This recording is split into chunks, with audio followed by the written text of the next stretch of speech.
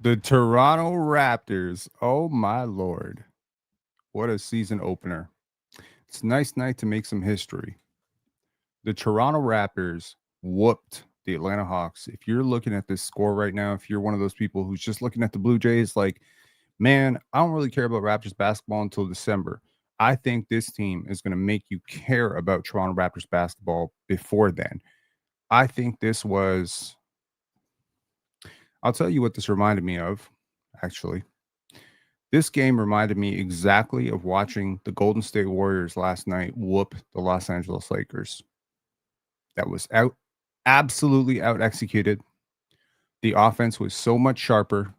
I thought that the Warriors last night absolutely beat the Lakers in every facet imaginable, with the only exception being their star didn't outperform the other star. And in this case, I don't even know who the Toronto Raptors star was. Was it RJ Barrett? Was it Brandon Ingram? Was it Scotty Barnes? Was it Emmanuel Quickly? Was it Gradey Dick off the bench? The Toronto Raptors get a very balanced performance. If you are a Toronto Raptor fan, talk your shit tonight. Talk your shit tonight. I don't want to overreact. It is a game one. The Atlanta Hawks played horribly, but it is worth noting why they played horribly. Couldn't deal with the pressure. The Toronto Raptors pressured all night.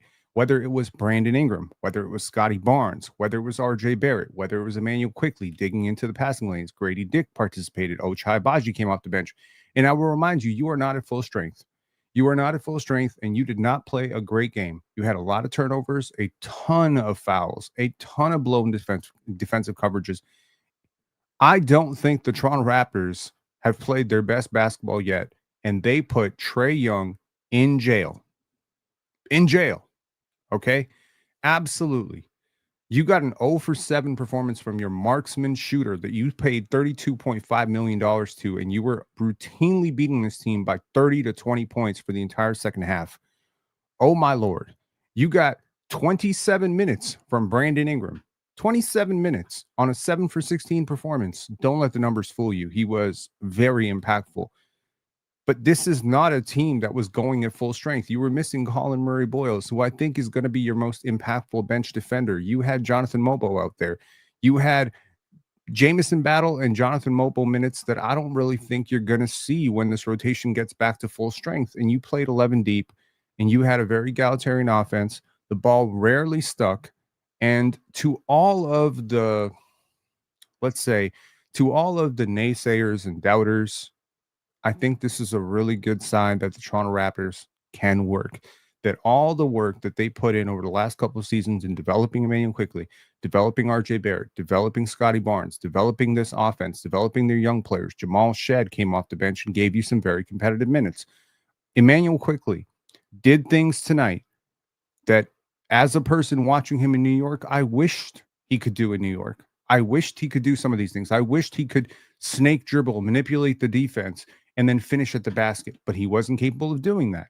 Today, he can do that. I wish he could drive hard left, manipulate the defense, and then fling it to Gradey in the corner, but he couldn't do that. But now he can do that.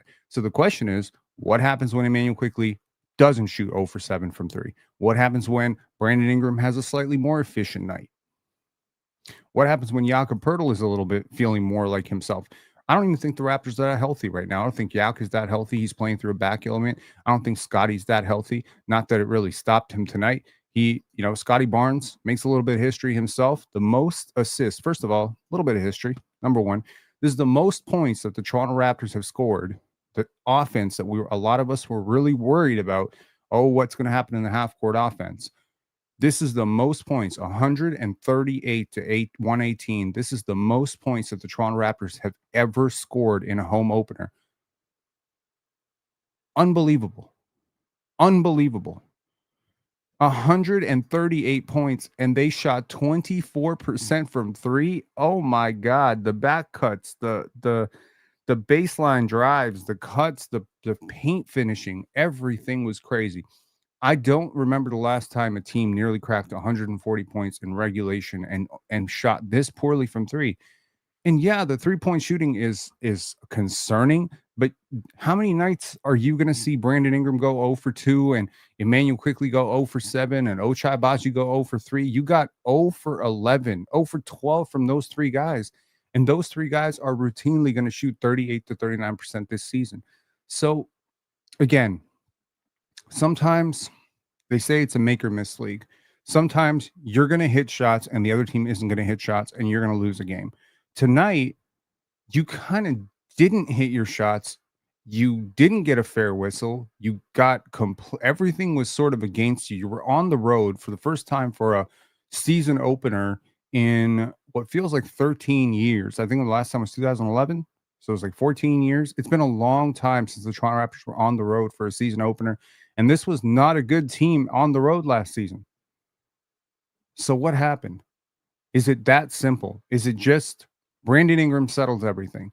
Is it as simple as RJ Barrett just played a crazy, amazing game and he looks like he has taken a step up? He was on a little bit of a triple-double watch. RJ Barrett finishes the game. Let's take a look at the box score. We will take a look at the film session. I hope, I pray to God that this is the day that we have a ton of callers. We will stay as long as there are callers. The call-in link is in the description. I love this show for several reasons. One of the reasons that I love this show is because we are going to go into the film breakdown, and I don't think the other post-game shows are going to do that, but that's one reason I love this show. Another reason I love this show is because I love this community, and I'm happy for y'all because y'all supported this Raptors team when they were losing by 30 last year. So give yourself a salute because I think that this is going to be a really good year. When I made that video saying I think this team could be a 50-win team, a lot of laughter, a lot of stop overreacting. But do you understand the value now of having four playmakers? You understand the value of having four shot creators, four guys who can do this, a team that plays together. This is exactly the type of thing. I'm not predicting championships here. I'm certainly not going to do that. I'm not diving out the deep end here. There might be some Raptors podcaster who's out there saying plan the championship parade. No, you're a couple years away from that. But you do have a team that plays together defensively, that buys into team concept. And apart from some very rare blips tonight, really executed their game plan. Let's take a look at the box score here. Very quickly, Brandon Ingram, who started out very guns blazing, very hot. We'll take a look at some of those clips. He was really getting anything he wanted as an isolation scorer in the transition. He really was able to do whatever he wanted. His length is so extreme. And maybe this was a little bit of a statement game for Brandon Ingram, who, by the way, was eligible to be traded to one of two teams last year. One was the Toronto Raptors, who eventually traded for him. Shout out to Masai Ujiri, the parting gift that we never knew we were getting. The other team was the Atlanta Hawks. Might be a little bit of a statement game for Brandon Ingram. I do like that he didn't really force it. Of the 16 shots he took, I would say 3 were maybe bad. The rest of them were pretty good. Right? Rob, it's blurry as... Is it blurry? I apologize. Hang on. We good now? Is that good? Can y'all see it now? Do I need to make it even smaller? Is that better? We good now? Okay. So, overall, the Toronto Raptors get a very balanced performance, including seven, I shit you not, 7 double-digit performances. One from Brandon Ingram with 16 points, RJ Barrett with 25 points, 8 rebounds, 5 assists. Ingram, to his credit, 9 rebounds, led all Raptors in rebounding. By the way, I happen to watch Brandon Ingram a lot with the Pelicans, and one of the biggest criticisms on him was he doesn't defend enough. He doesn't get on the glass enough. Well, you know what? Brandon Ingram said something this offseason, and he said, with the way that this team is showing out defensively in summer league, I don't want to mess anything up. And you know what? He didn't mess anything up tonight. He participated. He got on the glass. He pushed in transition. He got off the ball rather quickly. And yeah, when he had a favorable matchup, he did his thing. Nobody is asking for him to change who he is. They brought him here to be himself. And I certainly think that if you're someone who's thinking, will Brandon Ingram be an all-star? He probably can be an all-star in Toronto. RJ Barrett with a very dominant box score of 25 points, 8 rebounds, 5 assists, 2 steals. Ingram and Barrett draw a lot of defensive attention, frankly. And, they had 9 turnovers. I don't have a real issue with it. They got back defensively for the most part. Scotty Barnes with 22 points, 9 assists, 6 rebounds, 2 blocks, a steal. Would you believe me if I told you that I don't really think this was a great Scotty Barnes game? I don't really think this was all that great. I don't think this was all that great. I'm certainly not going to start hating on my favorite player right now, but I don't think this was that great. He didn't have a lot of burst at the rim. There was a little bit of complaining to the refs. There was a blow by, a couple times he got blown by defensively, a couple of stupid fouls I think that he took. There was one play where he thought he got fouled underneath the basket, nearly turned it over, and then spent the entire possession complaining to the refs. But it's all good, man. He is working himself into form. The best version of Scotty Barnes was not in this game. The best version of Immanuel Quickley was not in this game. The best version of Jakob Poeltl was not in this game. Colin Murray Boyles and Jacoby Walter did not dress for this game, and you whooped the Atlanta Hawks. I think this game says every bit as much about how good the Toronto Raptors can be as it does about how many problems the Atlanta Hawks might have this season. Jakob Poeltl, very efficient, including a play where he ran the break in the middle, nearly, I don't know what the hell he was doing with the basketball. This was not a great Jakob Poeltl game. I'm going to make it very clear. 22 points. He was in foul trouble pretty much the entire night, ends up fouling out of the game. 14 points, 6 rebounds, 2 assists, 2 turnovers, and 6 fouls. And Immanuel Quickley, again, he made every single shot he took inside the arc. He went 5 for 5 on 2-point field goals, 0 for 7 on threes. He's a really good 3-point shooter. He's been a good 3-point shooter for 5 years, 6 years, 7 years now.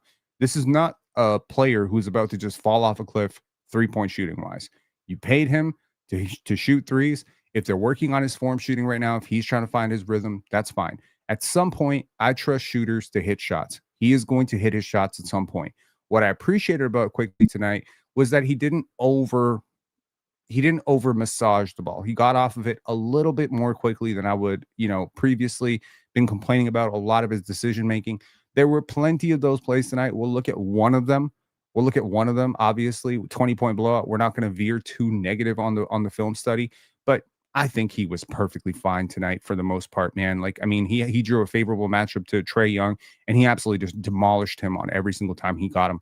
And, Sandro Mamukelashvili, brilliant pickup for the Toronto Raptors, a much-needing spacing big. He missed a couple of gimmies at the rim. He could have easily been like 5 for 6 tonight. Easily. Jamison Battle, he was the last guy to get on the board. Every player who played actually got on the board tonight for the Raptors. Jonathan Mobo, couple of bunnies, at the rim. One time he just offensive rebounded his own shot. Better finishing around the rim for the most part. Ochai Agbaji, very valuable in terms of his defensive pressure. He was the guy who was applying that 94 feet of pressure. Whether it was him, whether it was Scotty, all it does is really just delay the offense. And you want that. You want the offense to get delayed, and you want them to be later in their sets. You want them to be working against the clock, and they did not look good against the Raptors' pressure. The Raptors did some combination tonight, offensively and defensively, of what OKC and the Golden State like to do. And that's a very good blueprint for success. Now, I'm not saying they're going to achieve OKC and Golden State results. They're not going to do that this year. I have breaking news for you. The Raptors are not going to win a championship this year, but this could be a very fun playoff team. And I think that this is going to be a really fun season. I can feel it. Jamal Shed, just heady play, man. Very, very just intelligent play. A couple of times where, there was one play where, we'll look at it in the film study where, he tries to throw an entry pass to RJ Barrett, calls for it. I believe it was RJ Barrett on the left block. Doesn't get it. Doesn't give up on the play. Still chases it. Ends up stealing it back. It's really cool, man. And then Gradey Dick, man. Gradey Dick is a guy who has caught a lot of slings, some from me. I remained relatively positive on him last year, but after considering his defensive impact and seeing this team guard with him out, I very firmly became sold on this idea that Gradey Dick must be gone. If he plays like this, he is a very valuable player for this team. Now, last show, we had this, we had a caller call in, shout outs to Shannon, and we got to Gradey Dick, and he said, I don't think Gradey Dick does anything well. And I said, I think he moves really well. And today, he moved really well. Transition, cutting, coming off flare screens, zip cuts. Like, he's just a really intelligent mover into space. And I think the cool thing about the Raptors offense, and we'll look at it in the film study for sure, is you have players who are exceptionally good at moving into space that is created through the variations of the offense, right? Through the process of the offense, I think the Raptors, Republic, and Samson, they did this thing. I think it was a video about Darko's pen creates the offense and stuff. The Raptors, for the last 2 years under Darko, have posted some of the best shot quality in the NBA. Period. Period. But everyone has pointed to the lack of efficiency on those finishes. And I say, well, what happens when you start putting in more talented players, when you're not playing Colin Castleton? My narrative all offseason has been this: when you are no longer playing the Chris Bouchers and the Colin Castletons and the Cole Swiders and the Orlando Robinsons of the world, when you actually play your guys and you play to win, this is all going to work because the shots are wide open, right? So, yeah. And great game for Gradey Dick. If he can keep this up, he might actually get some votes at Sixth Man of the Year. He might. For the Atlanta Hawks, I was very impressed with Jalen Johnson. For the most part, he was the one guy who consistently brought it. Last year's first overall pick, Zachary Risache, looked perfectly fine, although a little bit outmatched defensively many a time.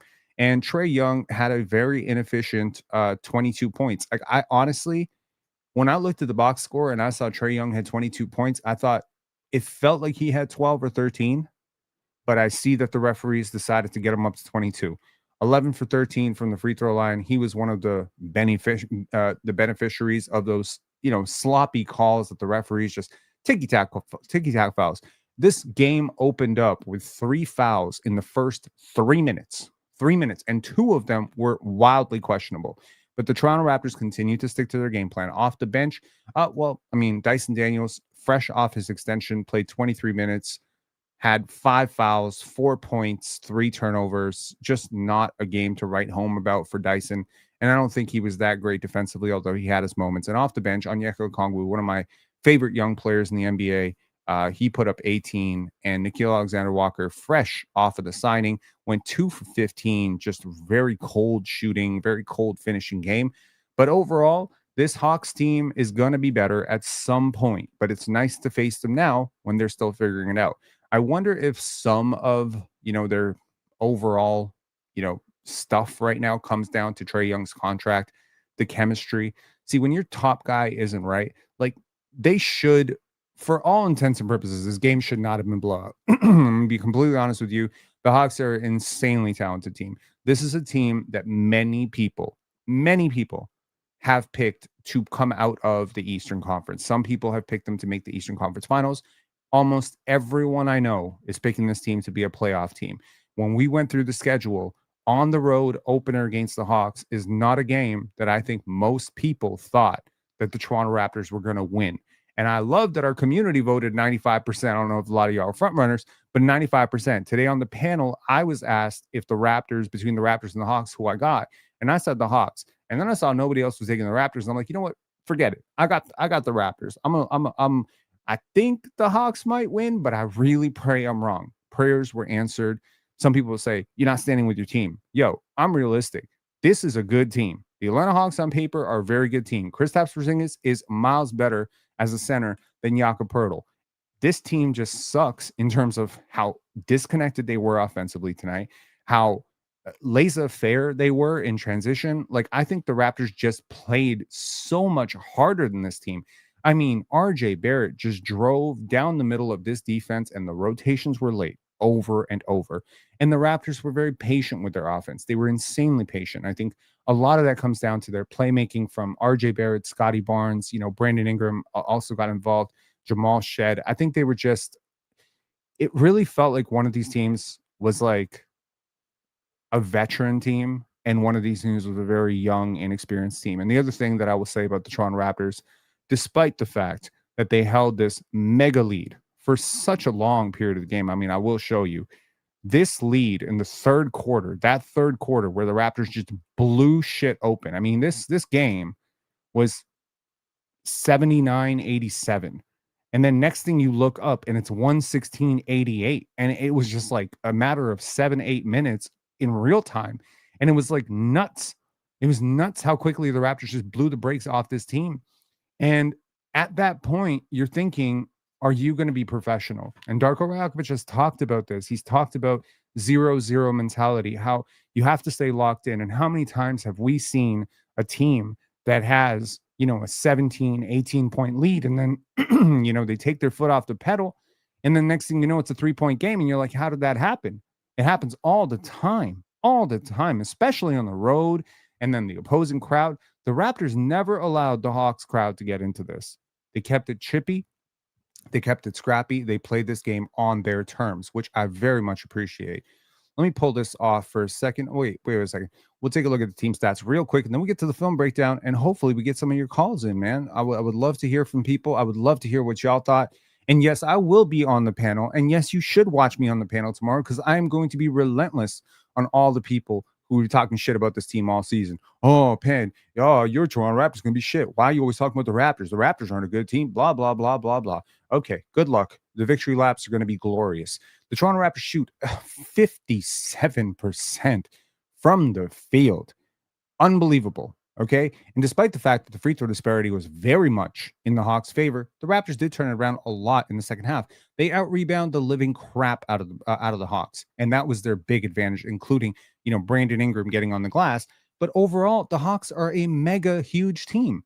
Kristaps Porziņģis is a very good rebounder. Jalen Johnson's a great rebounder. Zachary Risache is a wide, big wing. Dyson Daniels is a huge wing. I mean, there's really no reason that you should beat them by 20 on the glass. But, they missed a lot more shots. I guess that helps. But overall, they win the offensive rebound margin. They win the assist margin, which is just, something. Just get used to seeing this. 36 assists for the Toronto Raptors. They consistently were over 30 last year. So just get used to seeing that. They win the stocks margin just barely by one. They turned the ball over 19 times. This is going to happen. Everyone's just trying to be a little too passive right now. That's going to happen. 86 points in the paint is my takeaway of this game. 86. You have a 7'3" guy in there in Kristaps Porziņģis. You have Onyeka Okongwu. And you know what that tells me? The fact that you put 86 points on this team in the paint, it tells me that you got the defense rotating constantly. It means you were able to pull the big out. It means you were able to hit ahead in transition. It means you played great, beautiful basketball, because the most efficient shot in basketball is what? It's a paint touch. The most efficient shot in basketball is a paint touch, and the Raptors hit their paint shots tonight. Scotty Barnes was great in the paint. RJ Barrett, again, a lot of stuff we've talked over the last couple of months about RJ's finishing in the paint. Today, very good. Immanuel Quickley. A lot has been talked about Immanuel Quickley finishing in the paint, but all that extra bulk that he put on in the offseason is really showing up here. So let's take a look at the film breakdown, and then we will get to your calls. We will definitely get to your calls. I'm not even kidding, man. I just want to hear from Raptor fans tonight, man. I really do. Okay. Take a look at this. Now, Brandon Ingram. And this is how you get easy paint touches, right? In the pick and roll, you get this big rotating up, and now you got Brandon Ingram going one-on-one against Kristaps Porziņģis. Now, right here, this is a great opportunity for Scotty to get an offensive rebound with Kristaps Porziņģis out. This is an opportunity for Brandon Ingram. Scotty's going to get beat for what is the first of 2 times by Jalen Johnson just being faster and frankly just a lot burstier tonight than Scotty was willing to meet him at. Now, Scotty can burst, and we've seen Scotty look right. We saw Scotty look right in the last preseason game. I don't think Scotty looked right today, to be honest. But here, this is what I say. It matters what you do once you get beat. There's no backline help. If he doesn't do this, this is a 100% dunk. Instead, it's a turnover. It's a turnover. He slaps it off as there's. That's risky. Here we go. Now, don't ever say, Shannon, that I don't post Scotty Barnes lowlights. This one's for you. Here, Scotty is very, very focused as a help defender here on Nickeil Alexander Walker. Does not trust RJ Barrett on this. And he overhelps. And here, Jalen Johnson is intelligently going to cut back door. And boom, he just gets lost. help side rim protector is late. So bad defensive play by Scotty Barnes. Now, look at how quickly this moves. There are 3 Hawks defenders that are trailing this play. What does that tell you? You've got man, you got advantage, you got numbers. So here, RJ Barrett is going to ship this off to Scotty Barnes. Scotty Barnes whips this over to Jonathan Mobo. And what happens here? Trae Young is not stopping anybody. Dyson could stop someone. And Jonathan Mobo is going to send this over to Gradey Dick. And Gradey, big finish. Big finish. Love it. You know, again, you got Gradey getting stronger this offseason, right? You got IQ getting stronger. Jacoby got stronger. Wait till Jacoby starts cooking. This is a deep team. Now, Scotty Barnes. Are you crazy, man? Scotty Barnes had 1 goal tonight. He wanted to get blocks on Kristaps Porziņģis. He literally went for a block on KP every time he could. There was like this one counted. I think the other one that he got was called a foul on somebody else, but he was just going after him. Just wanted those fouls. That's just like the physics of it is insane. Kristaps Porziņģis is 7'3". Here, Brandon Ingram. Look at this. These are the first few buckets of Brandon Ingram just attacking Kristaps Porziņģis downhill. Once again, get off that Jakob Poeltl screen, attack the low man, and here sort of freezes Kristaps Porziņģis and just rises. Now, again, most players do not have the size or length to finish over a Kristaps Porziņģis contest, but Brandon Ingram is 6'9", and he is a legit 6'9", and it really helps. Big playmakers are all the rage. They have absolutely every advantage in the world. And once again, Brandon Ingram on Kristaps Porziņģis. You might think Kristaps Porziņģis is a great defender, but yeah, he's a great defender as a help side rotation big. He is not a great defender in isolation on Brandon Ingram, where all of this shift, burst, flexibility can get him off balance. And here, look at the footwork on this. I implore you, we got to look at the footwork on Brandon Ingram, man, because this is something that Scotty mentioned as well. Like he wants to study BI's footwork. Well, here, watch his footwork. So little hand, clear out. Right now, do you know what he's about to do? You don't, right? That little gap of separation, look at his feet, and he just gets squared up, and it is wide open. Like, you cannot give a shooter this good and a scorer this good this much space. Like, you just can't. And he gets space anytime he wants. There was a quote prior to the game where Brandon Ingram said, if I'm right, I can get my shot on anybody.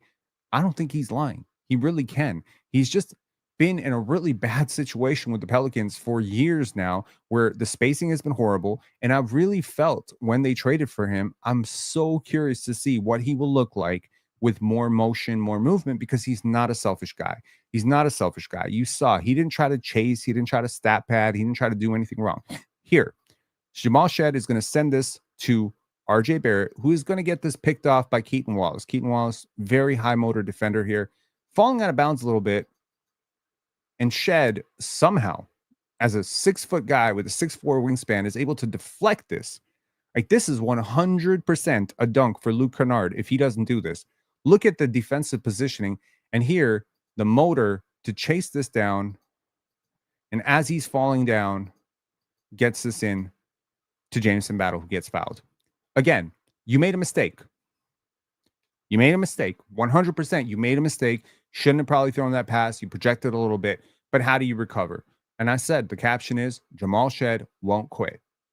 That's accurate. He will not quit.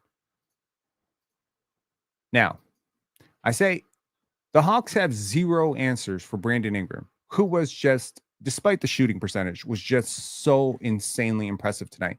Look at this defense gearing up to try to stop him. This is not easy to split unless you got a really tight handle. That's Dyson Daniels. That's Onyeka Okongwu. That is good defenders.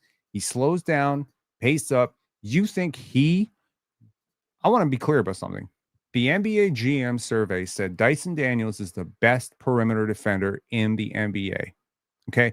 Now, I say this as someone who's been high on Dyson since the G League Ignite, someone who went on record saying I probably would have taken him as high as 4th in his draft when he slipped down to 8th. Come on now. Come on now. Brandon Ingram does not agree. because Brandon Ingram just sized him up, a little hezzy, put it on him, just dips the shoulder down, gets right past him, right through him, and boom, misses it, gets the offensive rebound, and finishes anyway. You don't know how to stop this. And again, people like to compare him a little bit to Kevin Durant. Well, KD ain't done that in a while. But I will say that the player that I've always thought Brandon Ingram reminded me of, and again, don't be weird about this, is Kobe Bryant. He's always reminded me of Kobe Bryant. Like his game, he has a lot of that in his game. And he just happens to be 6'9" and nowhere near the burst athlete that Kobe was. But he has a lot of that Kobe stuff. Now, here I say you cannot miss this pass to Scotty Barnes. 100%. Emmanuel quickly made up his mind when he crossed the half court that he was making this pass to Brandon Ingram. And he is trying to do everything in his power to manipulate the defense so that he can get Brandon Ingram an open shot. But sometimes when players cut, things move. You have to have your head up. And this is a wide open dunk. Wide open dunk for Scotty Barnes. Instead, we're going to make this pass to Brandon Ingram. Ingram then fakes, passes it back to quickly. And that play ends up going nowhere. Absolutely nowhere. It's just bullshit. Nice little out of bounds play here for Gradey Dick. Boom. Ochai Agbaji sort of slips the screen there over a lot of length, right? Boom.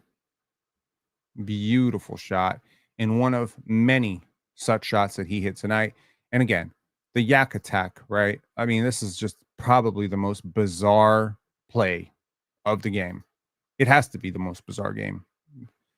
By the way, we are getting very, very close to the call-in section. So if you would like to call in, maybe I should drop you a link in case people don't want to dig through the description. Here is the call-in link right here. Boom. That's the call-in link. Please call in. Let's have a conversation about this game. Let's hype up together. Maybe drink a beer. Okay. Okay. This is crazy. I think the mask is really bothering him. Like he looks like a toddler. Like he really does look like a toddler. Like I feel like I've seen grade 2s, grade 3s dribbling the ball like this, and nobody picks him up for some reason. And here he just gets behind the defense and boom. Like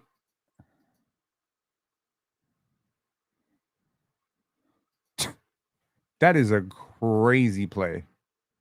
We do have Riley calling in. We get to Riley in a minute here. Just give me one sec here.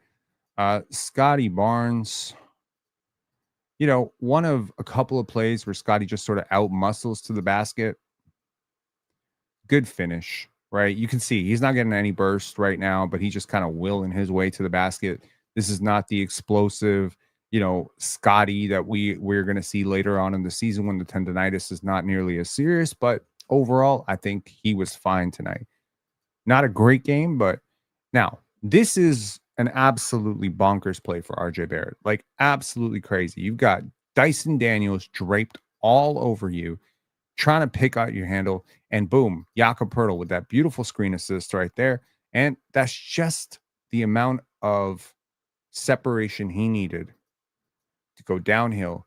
And here, nice patience, pump fake, and as the defender is coming down over two very long defenders, he is able to finish. So very awesome play for RJ Barrett. He did a lot of that tonight, man. Very awesome. Once again, I say B is for Barnes. B is also for blowout. Okay.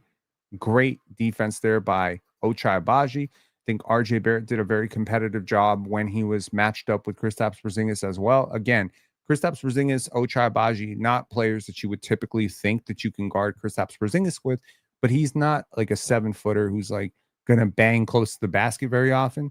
And sometimes with big shooters like Kevin Durant, Kristaps Porziņģis, when you put a smaller player and they're trying to face up from the perimeter, it can make them very uncomfortable. So here, Mamu sends it forward. Scotty, he could have sent this up to Gradey, but nah, he's not going to be cute with it. He's just going to go right past Zachary Sachet, and he's going to get his dunk of the night. Okay. And then Emmanuel quickly.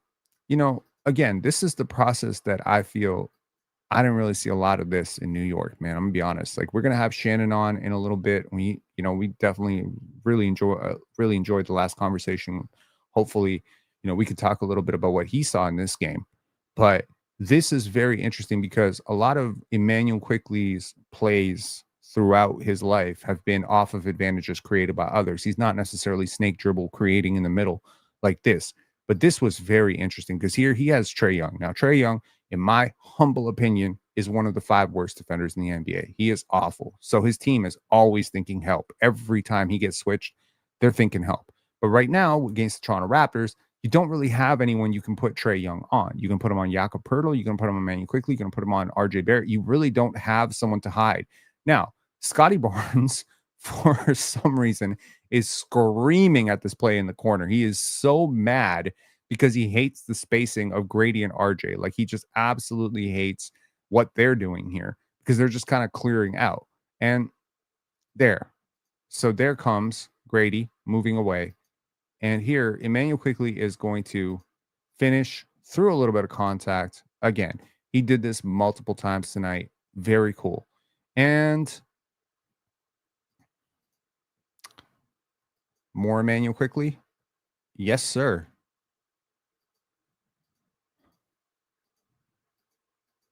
Once again, get the defender on your hip and take the contact finish over length.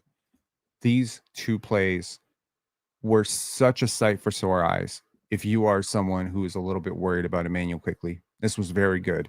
Okay, let's get to Riley. We're going to try to keep the calls rotating around 5-6 minutes unless we get into something very, very, very deep. Riley, what's up, man? What up? I was very impressed by this game. I knew this team was going to be amazing way before tonight, but Okay. watching a shit ton of preseason and games tonight, I realized that I think Darko is one of the best coaches in the league. Like, I watched the Pistons tonight, and they were so shit. And I've seen so many analysts do their over unders before the season, and they were like, "Oh, the Pistons are going to be number 3 seed," and like all these other teams. Like, Mhm. just watching that game and then watching the Raptors at the same time, I'm like, nobody knows what's coming. Like, Right. this team's just different. They absolutely are. And what did you think of RJ Barrett tonight? I think he was flawless. I like the Flawless. last few games. He's just been like so. He's not even like trying. He's not forcing anything. Like, he's just letting everything come to him. And like, I think one thing you can't say about him is he's like such an intelligent player. Like, he just knows how to flow in the offense. Agreed. Yeah, I think this offense has opened up beautifully for him. I think there were so many times tonight where, he could have forced a shot and he didn't, and he got off of it, and they trusted the offense to find him again. The offense finds him a lot. It finds Quickly a lot. It finds Gradey a lot. And I think there's this old adage in basketball is like you got to trust the ball sometimes. There is Yeah. like a knowledge in the basketball that it finds the person it's supposed to find. And very often tonight, that was RJ Barrett. So, dope game from him. What'd you make of Brandon Ingram, and what is your overall thought? Like, you're saying you're very high on the Raptors. Are Yeah. you now very low on the Hawks after this game? Um.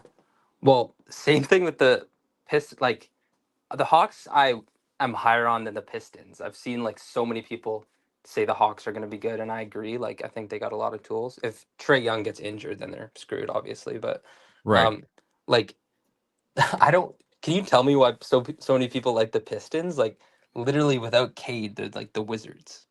Like, I don't understand how many so many. And I watched them tonight. They were brutal. Yeah, they got blitzed by the Chicago Bulls. I was very comfortable thinking that the Bulls would lose tonight because, I mean, they ended up winning by 4. They were up by 25, 30 points at some point. In Yeah. the first quarter, it was 35-19. Unbelievable start for the Bulls, and they didn't have Kobe White tonight, if I'm not mistaken, right? So, Matas Buzelis looking very good. Nikola Vucevic looking serviceable out there. But yeah, I think the Pistons are going to find out. Like 8 for 24 for Cade Cunningham was yikes. And Yikes. And if Cade gets injured, they're a 30-win team, I think. very, very generous, in my opinion. I don't think they're a 30-win team with him. But yeah, this is opening night. Teams are going to feel themselves out. Do you have any final thoughts? I think this is I think they're going to be amazing. Quickly couldn't hit a 3 tonight, and we still blew them out by 20. Just think about that. Absolutely. I agree with you. All right, man. Thanks a lot for calling. Appreciate you. No worries. Thanks. Peace. Shannon, what's good, man? Okay, Penn. I'm going to be really, really quick tonight so you get to your callers. First and foremost, great show by you. Just want to give you props. You're in your bag tonight. This show is doing justice to what the Raptors did tonight. Your show tonight is as good as the Raptors was tonight. You're in your bag. Speaking of in their bag, Darko, man. Darko was that rotation. If that rotation is going to be the rotation this year, I just think it was masterful. I mean, he's going to be a candidate for Coach of the Year, I think, if he's going to coach the rest of the season the way he did tonight. That rotation was beautiful. I love the way he rotated IQ and BI with the second unit, and then he brought in Scotty and RJ with the second unit because they have good chemistry. It was great, and that allowed us to really open the game up. They kept our guys fresh, so they always had the energy to play defense and to pressure those guys. And Atlanta, I thought Atlanta was a good team, so I'm not taking anything away from Atlanta. I'm giving all the credit to Toronto. This does not make me down on Atlanta. It just makes me even higher on Toronto because Atlanta just couldn't keep up we wore them down. It reminds me of Hoya Paranoia from back in the day when you just keep that constant pressure on the team, and then eventually you just wear them down. And our guys did that. And then when you get those young guys coming with those young legs and play that defense and pressure the ball and play those passing lanes, and then with Scotty out there with his length, it's just it's hard to deal with. The way they shared the ball, that's going to be a hard team to defend, Mm-hmm. man. This team looks really good. If they're going to share the ball, they were so unselfish. Every single player. B.I. did what he did. I mean, he's an ISO player, but he was very selfish. He gave up some looks that he had to pass the ball. He could have more assists if people would hit shots. Scotty, IQ, even though IQ wasn't hitting, we take it back to that last preseason game when he has some passes that I've never seen in New York with his vision and his touch. He did that tonight. He got it going in the second half, with his touch, his vision. He impacted the game, and then he started using his length, his height over Trey and finishing in the lane. You saw how he could finish through contact now, so he's a little bit stronger. He wasn't doing that in New York. In New York, if he took contact, he wasn't getting that shot up. Tonight, he took contact. He was finishing through the contact. And, it was fun to watch. It was just a good game. But I would give the game ball to Darko. And then in regards to individual players, B.I. set the tone. So when B.I. came out and set the tone the way he did, it caused the defense to react to him, and he was so unselfish. You can't guard Scotty and RJ if when you have B.I. out there. I mean, because one-on-one, Scotty's just too dominant. I mean, he's just too dominant a specimen that he can do whatever he wants when he has space, and then RJ knows how to find space, and then they're going to get that space because if not, B.I. he's going to carve you up. That length, B.I. hit the shot over KP. I was like, man, that length. You can see why at times they compared him to KD because it made it so easy. The way he finished that shot over KP, it was just fun to watch. I was interested to see. I thought it was a tough first game for Toronto. I'd have to go into Atlanta, play Atlanta. They're going to be hyped up with their crowd. I thought they had a chance. I thought the game would be closer. I didn't expect us to dominate. This is a wire-to-wire win. I don't think at any point did Atlanta ever have the lead. And even when they cut it to like 4 or 5, you never felt that Toronto felt pressure by these guys. You never felt it. You just always felt like they could put their foot in their necks when they want, and they did. It was just a fun game to watch, and it makes me excited to see what this team can accomplish because I think they have it, man. I think you're seeing that they're going to try to win games. You see that they believe in this team. I was a little bit worried about. I knew the starting unit, could be pretty good with the talent, and I knew that we had depth. But I was interested to see what the young guys would do in the second unit, to see what their growth would be like.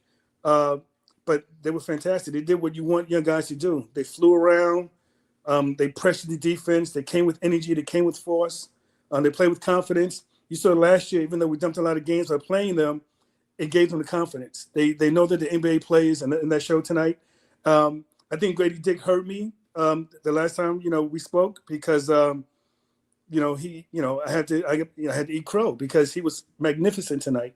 If he's going to lead that second unit and play like that, I mean, there's just no drop off. There's very little drop off from when you see the first unit, and that's what happened tonight. There was just no drop off.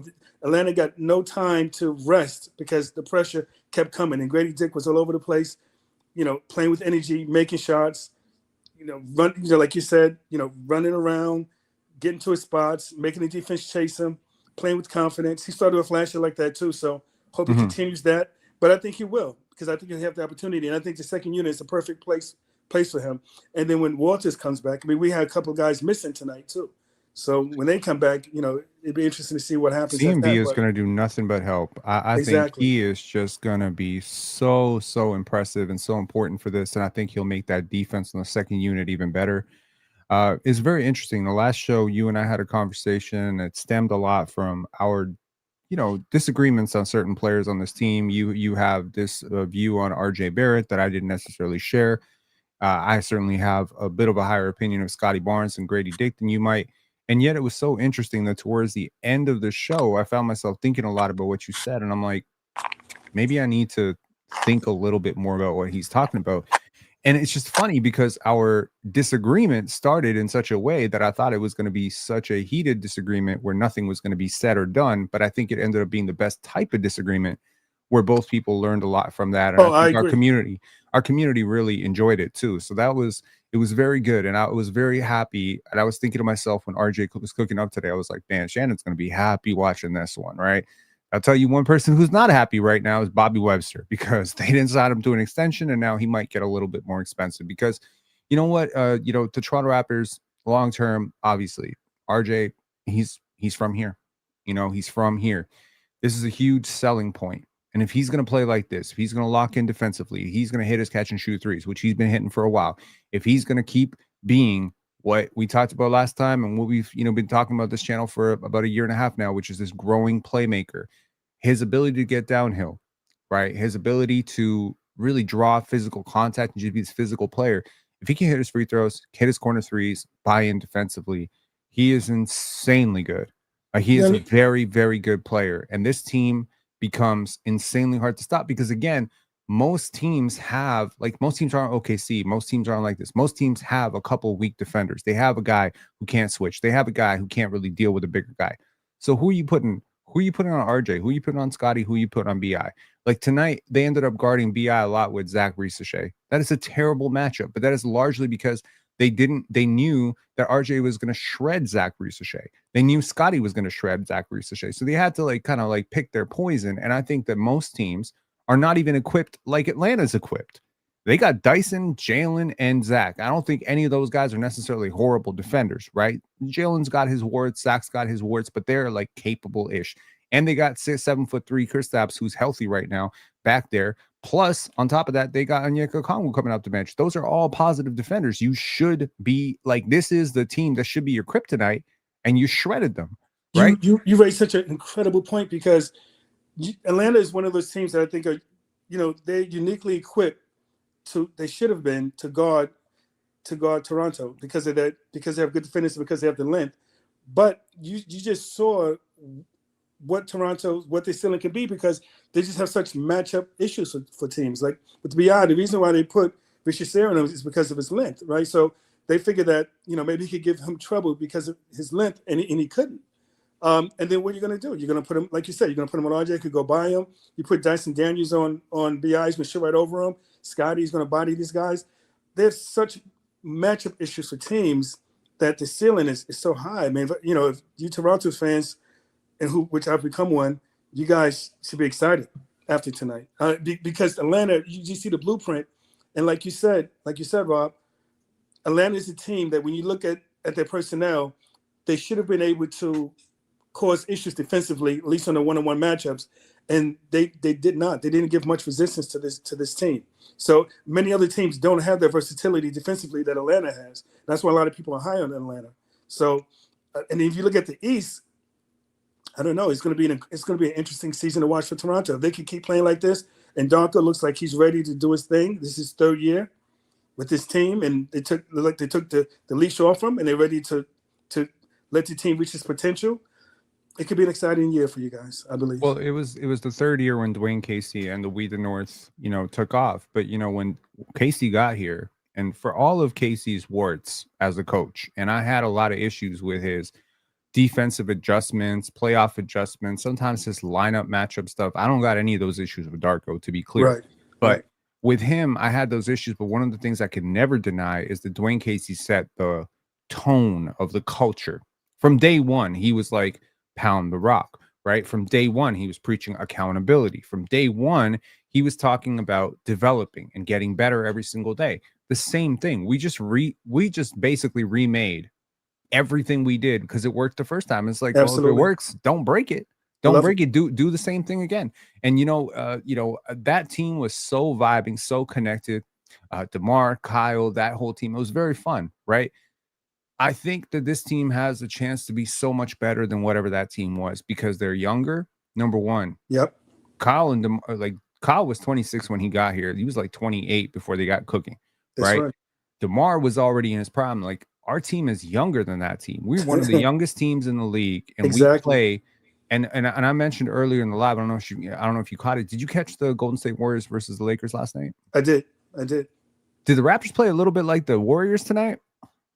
They did. The way that they want to string together, and you expect Golden State to play like that, right? Because that's their culture with Kerr. You expect them to play like that. So that wasn't really a surprise. Jimmy Butler fits in seamlessly with those guys.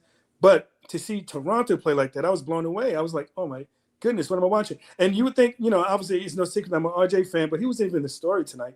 RJ just took advantage of opportunities that was created because they couldn't guard everybody, man. They couldn't guard Scotty. They couldn't guard BI. And they were sharing the ball. So if the ball's going to move like that and the plays are going to move like that, you can have that space, then it's like you said, it's going to open up for so many different people to have big games like Gradey had tonight, like RJ had tonight. But this wasn't RJ. I mean, it wasn't like RJ was taking a hoop, doing what he does, going, taking the ball, going to the hoop, causing defense. It wasn't that. It was just being opportunistic off what other guys was creating. It was a total team effort. And it looked like nobody cared who was. B.I. didn't care that he wasn't a leading scorer. He could have gotten more shots if he wanted to. He did not care. Scotty was just going with the flow of the game, which is the beauty of Scotty. That's what he does. Scotty never really cares who's the leading scorer. He's just going to make the right play. He did that tonight. Nobody cared who was scoring. They were giving up good shots for better shots, which is like a veteran team, and it's such a young team. And you could tell that's Darko's footprint on that. And they're gonna be amazing if they play like that. They're gonna be a really, really good team if they continue playing like that. Yeah, I think. Where did you have them finishing in the Eastern Conference prior to this game? I thought that they could finish anywhere between 6 and 8. I thought they would be a good team. Okay. I didn't think. I said they would be somewhere between 5 and 9, or 5 and 10, so around there. Pretty much the same thing like us. Yeah. I think after watching them today, seeing this team be connected, especially because I don't think they played that well. I'm just be honest. I don't even think this is that good. I think it's okay. A lot of turnovers, a lot of missed shots, 24% from 3. This is not the best this team can play. Absolutely. Okay? They're rusty as hell. They practice really hard. They're a young team. They're getting their groove. They're trying to fit in Ingram. By mid-season, a team like this could be rolling towards 50 wins. Could be rolling. And I'm thinking like at the schedule ahead, I'm like Milwaukee. I don't want to disrespect Giannis. I don't think they have a chance in that game. If the Raptors do what they did tonight, they don't have a chance because it's not like we don't have someone who didn't lock up Giannis last year. Scotty held him to 12 points last year. Scotty's Giannis' kryptonite. He's one of the few guys in the league who can guard who can guard Giannis. So if Scotty decides that game, fuck the scoring, I'm just gonna stop this dude. Everybody else just do your thing. Right? I'm sure there's some fans out there who are gonna be like, Scotty Barnes scored 10 points. I'm gonna be like, but Giannis scored like 16 points on like 30 shots. I'm good with it. You know what I mean? And I think it's just like sometimes it's weird. This game kind of comes down to the two highest paid players on each team, right? In a lot of ways, the Raptors played Scotty ball tonight. Egalitarian. Yes. Everybody eats. Yes. Seven players in double digits. Yep. Whoever's got it, go for it, right? Agreed. Agreed. And when your highest paid player has that mentality of like, let's get Ingram going. RJ, you got it. Gradey, you're open. You get it. That I think that fosters a beautiful culture. And I think Steph is very similar to that, right? Like Steph Curry, Kyle Lowry is another guy who was just like that, right? He was just like Dwayne Wade was like that. D Wade was like that. He had no Yep. ego about it. Chris Bosh, you got to go and go. Ray Allen, you hot hand, go. I think the best players, the ones who you can actually build championships around. And a lot of people get hung up on like, well, Scotty don't have the bag to be a championship. It's like, yeah, but he could be like the highest paid player on a championship team for sure. He's not going to be the best isolation scorer on a championship team. He's not going to be the best shooter on a championship team, but he can be the leader of a championship team, and that leader thing comes down to your compete level, your mentality, your communication, skills, your ability to set your teammates up into good, Scotty had the most assists in a home opener since Kyle Lowry. And I think that's fitting. I think that's very fitting because in a lot of ways he was their point guard tonight. You know So, what, Rob? When yeah. you guys got BI, and then people were saying BI is going to be this great guy for Scotty. I have to admit, I didn't understand why they would say that. But watching tonight, I'm starting to understand it because, and it's based on what you just said. That's why I had to chime in because what you said illustrates that Scotty can be that player in the championship team. When you look at OKC, they have the best closer, one of the best closers in the game, SGA. But BI is a great closer. So if you take away the fact that Scotty doesn't have to close and he's so giving, but he can do everything else that he does culture-wise, to be the focal point of a championship team, to be the leader of a championship team. And then you have a guy like BI who's a closer who knows that it's Scotty's team. Yeah. That's a perfect fit. So I didn't understand it before, but I'm seeing it now. I'm seeing that is the perfect compliment to him because BI can get his shot in a phone booth. I mean, he can use his length, his footwork. He's going to get a shot off, and he has such a great touch. So that's great. So in a tight game, you need somebody who's not afraid to take that shot. You can give it to him. But it's a perfect compliment for a guy like Scotty who's going to do everything else. He's going to get everyone else involved, who's going to hit the boards, who's going to bring that physicality. He's going to play defense, who's going to score as well. He's going to hit that mid-range. He got so much better at his mid-range. And then when his three-point comes around, you can't guard him. He's unguardable.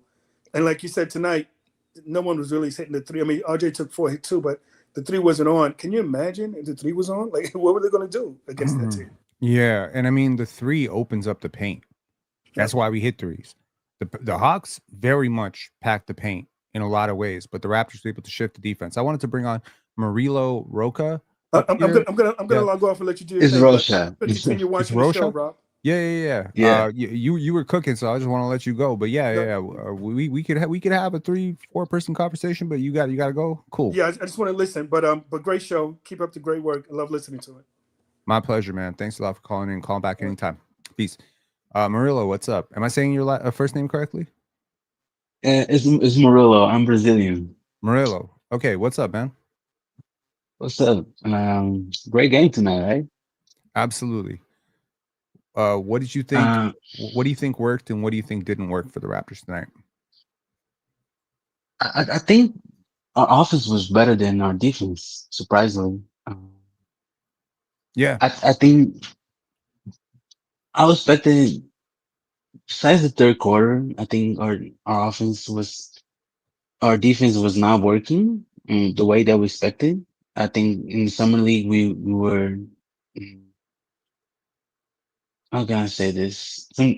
Like I say, I'm Brazilian, so the words I miss it sometimes, but hopefully I do the best work, and Right. I think you understand me right. But besides the third quarter, I think the defense was not working, and then the second unit guys came in and we start rolling. That's why we stacked 45 points, and we finished the game in the third quarter. You were comparing us with Golden State, and I think that is a suiting comparison. Third quarter, Absolutely. man. Amazing. Absolutely. Amazing. And third quarter. we don't have Steph Curry. We don't have Jimmy Butler. So I mean, you know, in a lot of ways, this is a testament to, as Shannon was saying, it's a testament to Darko.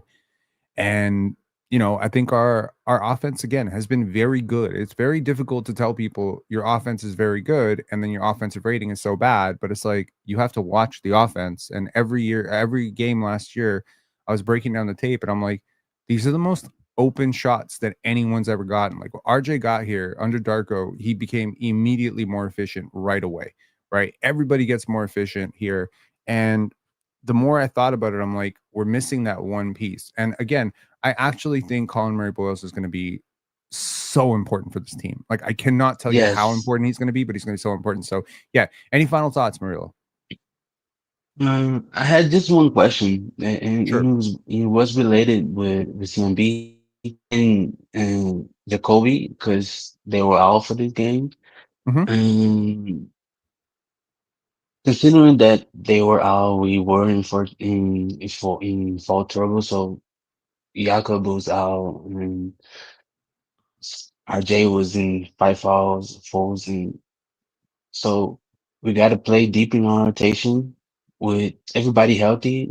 How you think this team will gonna work and our rotation will gonna work? Everybody who gonna play? Who gonna get some same times? Who gonna get Right. minutes? Yeah.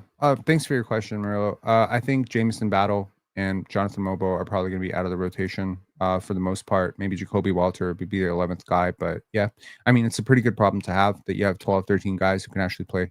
Anyways, man, have a good night. Thank you so much for calling in. Thank you. Cheers. Okay, we're gonna try to keep the next two callers really quick, and then we're gonna get to Coach Mo. So, Caleb, what's up, man? What's good, bro? What's good? Not much. I just have to say, wow. Can I swear? Yeah, sure. Fuck yeah. Bro, fuck the fucking haters, man. Holy shit. Holy shit. Okay, I have to say, just to start, I at first used to doubt Darko just a little bit. Okay, his rotations last season, I doubted them a little bit. Holy crap. Just to add on to Shannon's point of just like our pressure was just continuous the entire game. Atlanta had nothing to answer. It was insane. It was insane. And just, man, Gradey, just everyone doubting Gradey, man, that boy can play. That boy, he even like his movement, he has the IQ. And that's not something you can like, you can really teach a player, the intelligence. Man, he has it. Scott, I'm just so excited right now. I'm so excited for Toronto. Honestly, Toronto, honestly, so excited for the city. Yeah, I mean, wait, is there another team that's doing something pretty amazing right now? I mean, the Jays are in the World Series. Yeah. Thanks for bringing that up. Yeah, I mean, it's pretty great. Just for anyone who hasn't heard, the Toronto Raptors have moved their Friday game up till 6:30.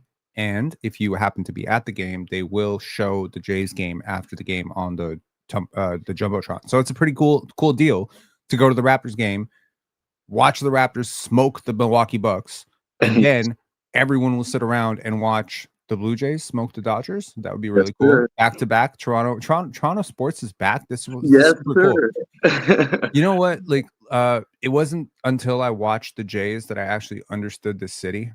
Like, I'm gonna be honest. Like, I've been kind of felt like a bit of a pariah here for a while as a New Yorker in Toronto. I've never really understood the hockey stuff.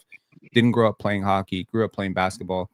It wasn't until I like really saw the Jays fans, how everyone's supporting it. Scotty is like screaming, let's go Blue Jays, all of it. And I was just like, man, I was so caught up dissecting whether we were going to win or lose every single game to the 2019 championship. I never ever got to be like, yo, Toronto's in the world championship. It never even occurred to me. I was just like, let's go beat Golden State. It like the process became so obsessive. I never even stopped to think, did Toronto just win an NBA championship? It didn't hit me until the Blue Jays got here. And the craziest thing, when people said it's been like 32 years, and I was like, oh damn. Like the Raptors had never even been to the finals before. They had existed for so long. So yeah, and then of course, Vegan Grass with a very poignant point here and the tempo signing. And if the Valkyrie were any sign last year, the tempo could be good right away if they do well in the draft. So yeah, I mean, the good thing is Toronto sports are back. The bad thing is it's Rodgers, but whatever, man. We'll deal with the crappy owners. Yeah. You know, the teams are great. Yeah. Yeah. And then I guess just last point, just to end it. IQ. I Mhm. was very I was just a little hesitant. Like whether he would buy into Toronto, how he's playing with Scotty, the chemistry there, etc. Worried if Darko's able to kind of handle the two guys and have the hard conversations. Man, he looked amazing today. Agreed. He looked glued with the team. Yeah, a lot of people are going to focus on the 0 for 7 from 3. No, Again, make they're a gonna mistake. drop. Don't Yeah, care. they're gonna You know, drop. it's not a big deal at all. In the grander scheme of things, like I don't have an issue with most of the shots that he took tonight. And I was so impressed with his process in, dissecting the defense, finding advantages, some of the reads that he made, that beautiful pass he made, like to the corner. Like it was just, it's impressive. Yeah. Overall. Yeah. All right, man. Caleb, thanks a lot. Thanks a lot for calling in. Call back anytime, man. Yes, sir. Yep. All right. Liam, what's up? Yo, how's it going, Pen? Everything's going well. How are you?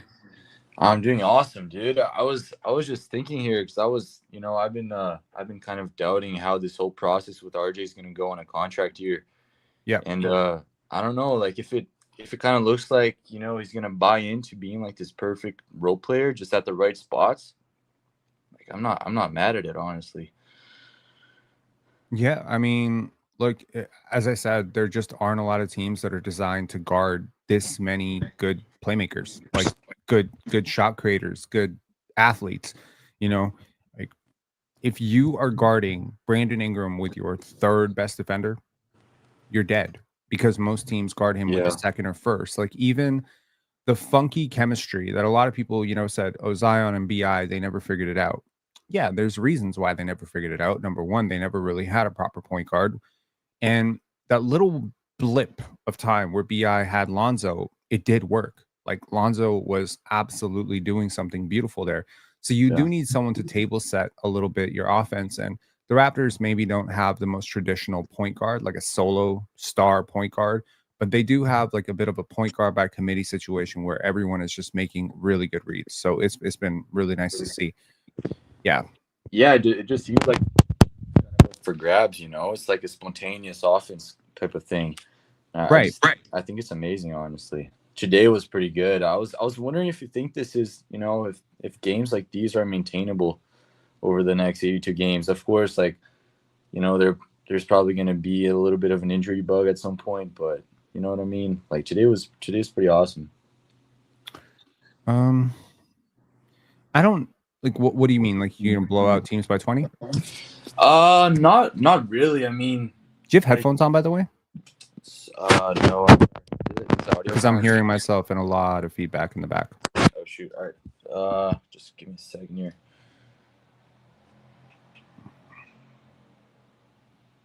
Shoot, man, my headphones are out of battery, but yeah, I mean, just a good quick combo. I'm gonna hang up then, but yeah, man. All right, peace. Okay, sorry for the audio, guys. There was a lot of scratching and stuff like that. I understand 600 people in here, tough audio, but it goes like that sometimes. Coach Mo, what up? Great day to be a Raptors fan, man. Great day, man. The haters. The haters gonna cry. Yeah. All those other, content creators for Raptorland. Yeah. I don't know, man. We'll see what they say. But it feels good to play NBA players, don't it? Yeah, it does. Feels good to field an NBA roster. Yeah. God, it feels good to know the players you're playing. I'm gonna be honest with you. I don't think I would have cared if we'd beat the Wizards tonight. I don't think I would have cared too much if we beat the Nets tonight. But to beat a team that pretty much every single analyst says is so much better than us. I never believed it. Never believed it. Okay. Bro, do you know how many times we screen Trae Young and it's literally Okongwu, it is Jalen Johnson, it's Kristaps Porziņģis defending two players? I don't give a shit if Trae Young is playing 35 minutes a night and he has to guard. Yeah, and there's not KD on his roster, bro, I don't believe in Trae Young at all. And anything they do to try to, that guy's a giant gaping hole who's a flopping fish. And the refs tried to keep him in the game. They did. We should have have 20-point lead. It was disgusting. And do you remember that one play where he like launched himself in and threw a three and it clanked off the backboard? Trae Young knew at that moment, game's over. Refs caught on to me. They're done with me. They're done with me tonight. And that's when the refs got fed up. We're like, all right, Trae Young, we're done with you tonight. Stick a fork in it, game was over. But Yeah. I hate watching that guy play. I mean, it's crazy. Two of the most surprising, I would say, results from tonight are, I mean, three surprising results from tonight. The Raptors beat the Hawks. This is going to be news tomorrow. I don't care what people say. Most people did not have this happening. Number two is that Chicago beats Detroit, and they were whooping them early. Number three, you won't believe this, but Utah actually blew out the Los Angeles Clippers. I saw this. They were beating them by 30 to 40 points in the first half. It was insanity. I could not believe what I was watching. Like, what? Yes, nuts. Okay. I mean, overall, it's opening night. Joel Embiid had 4 points, right? Teams work themselves into rhythm. I just trust that this Raptors team is actually going to work themselves into a positive rhythm at some point, right? Like, I have a feeling that they are going to slowly, surely figure out their rhythm. Like, a lot of the turnovers, a lot of the fouls, this is usually a byproduct of early season nerves, learning to, like, play with each other, all that stuff.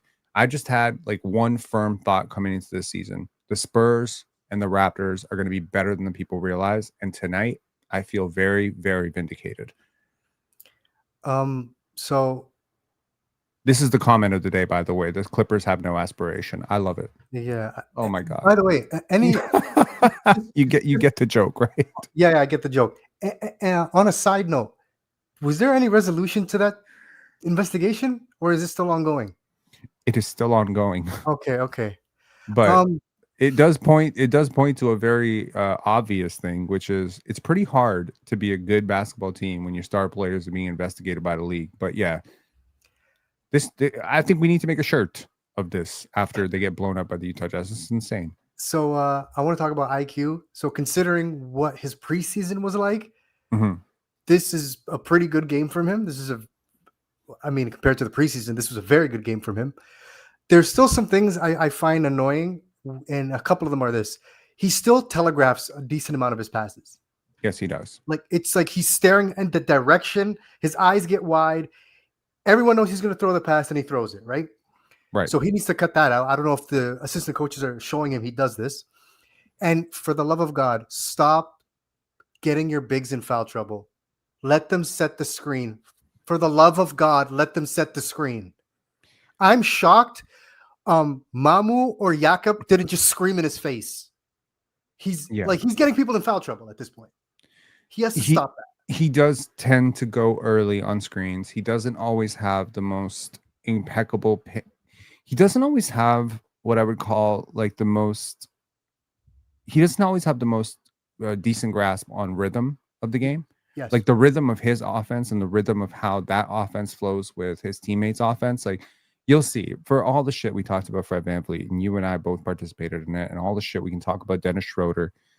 They have like a certain pace that they play with, and it's like a heady sort of like when they want to, when they're not being exactly. selfish. They can tap into that. They can tap into that. Yeah. And IQ has not figured that out yet.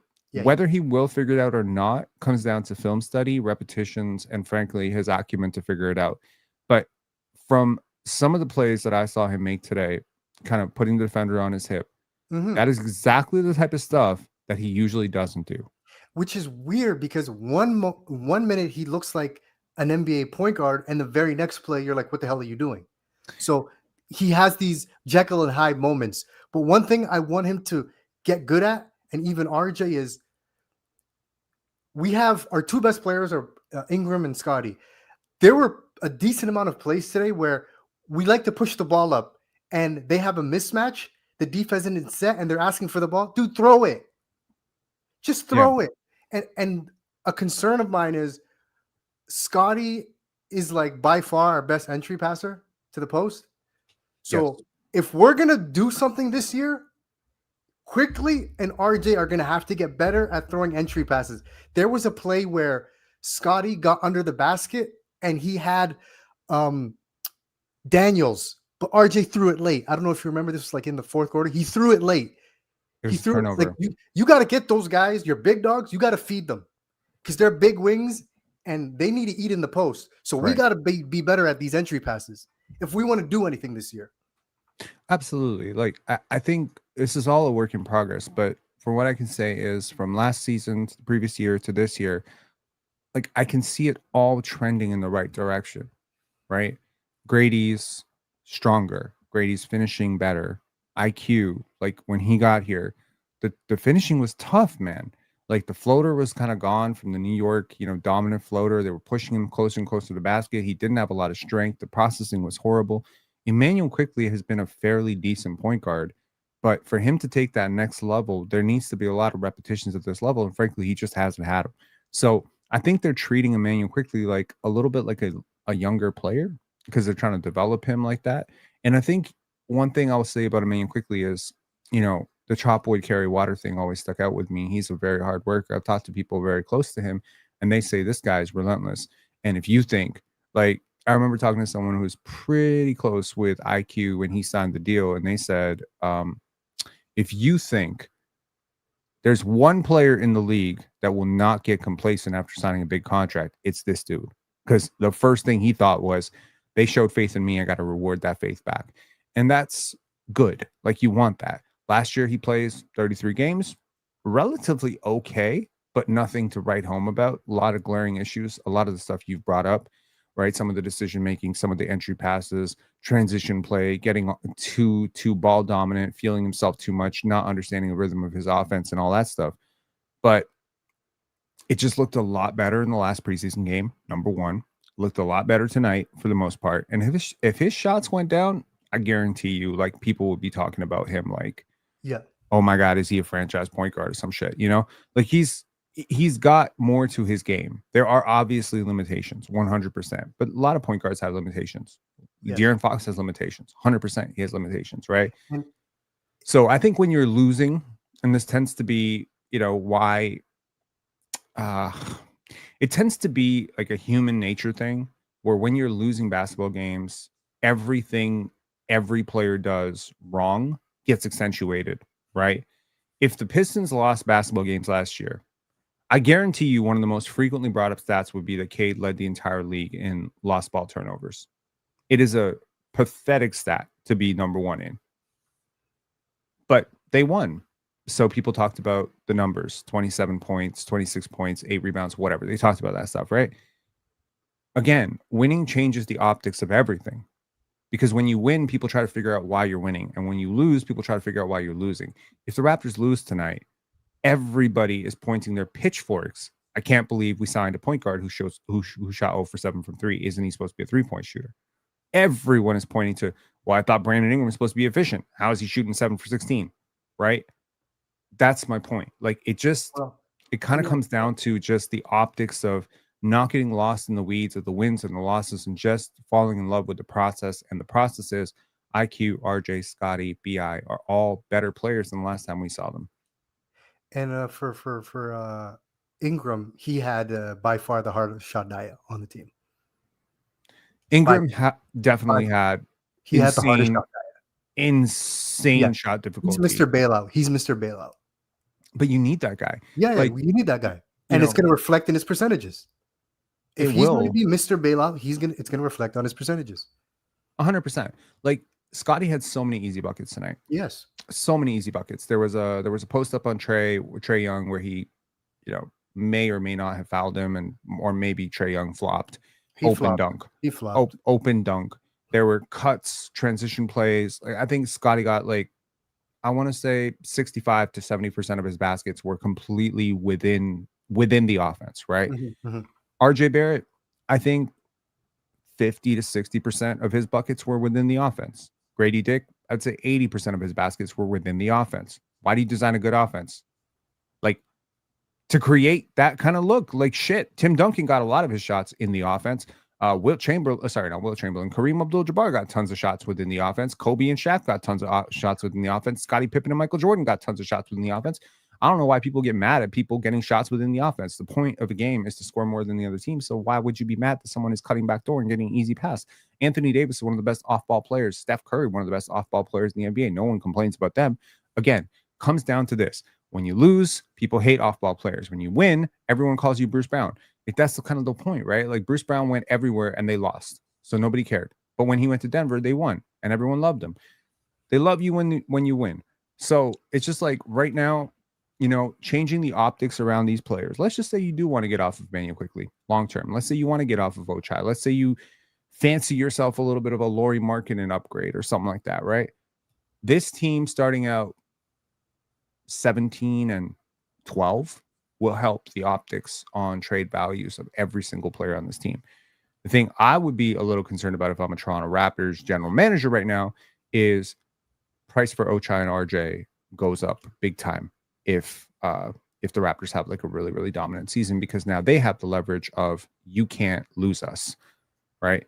So it's like, okay, RJ's under the books for 2 more years. Ochai is a restricted free agent. It's not going to be the end of the world. You're not losing them for nothing. But I'm just saying, like, these are conversations that if you would lock them up to, like, let's say the RJ deal that I was comfortable with, like $20 to $22 million, 4 years, 3 years, now you're not so worried.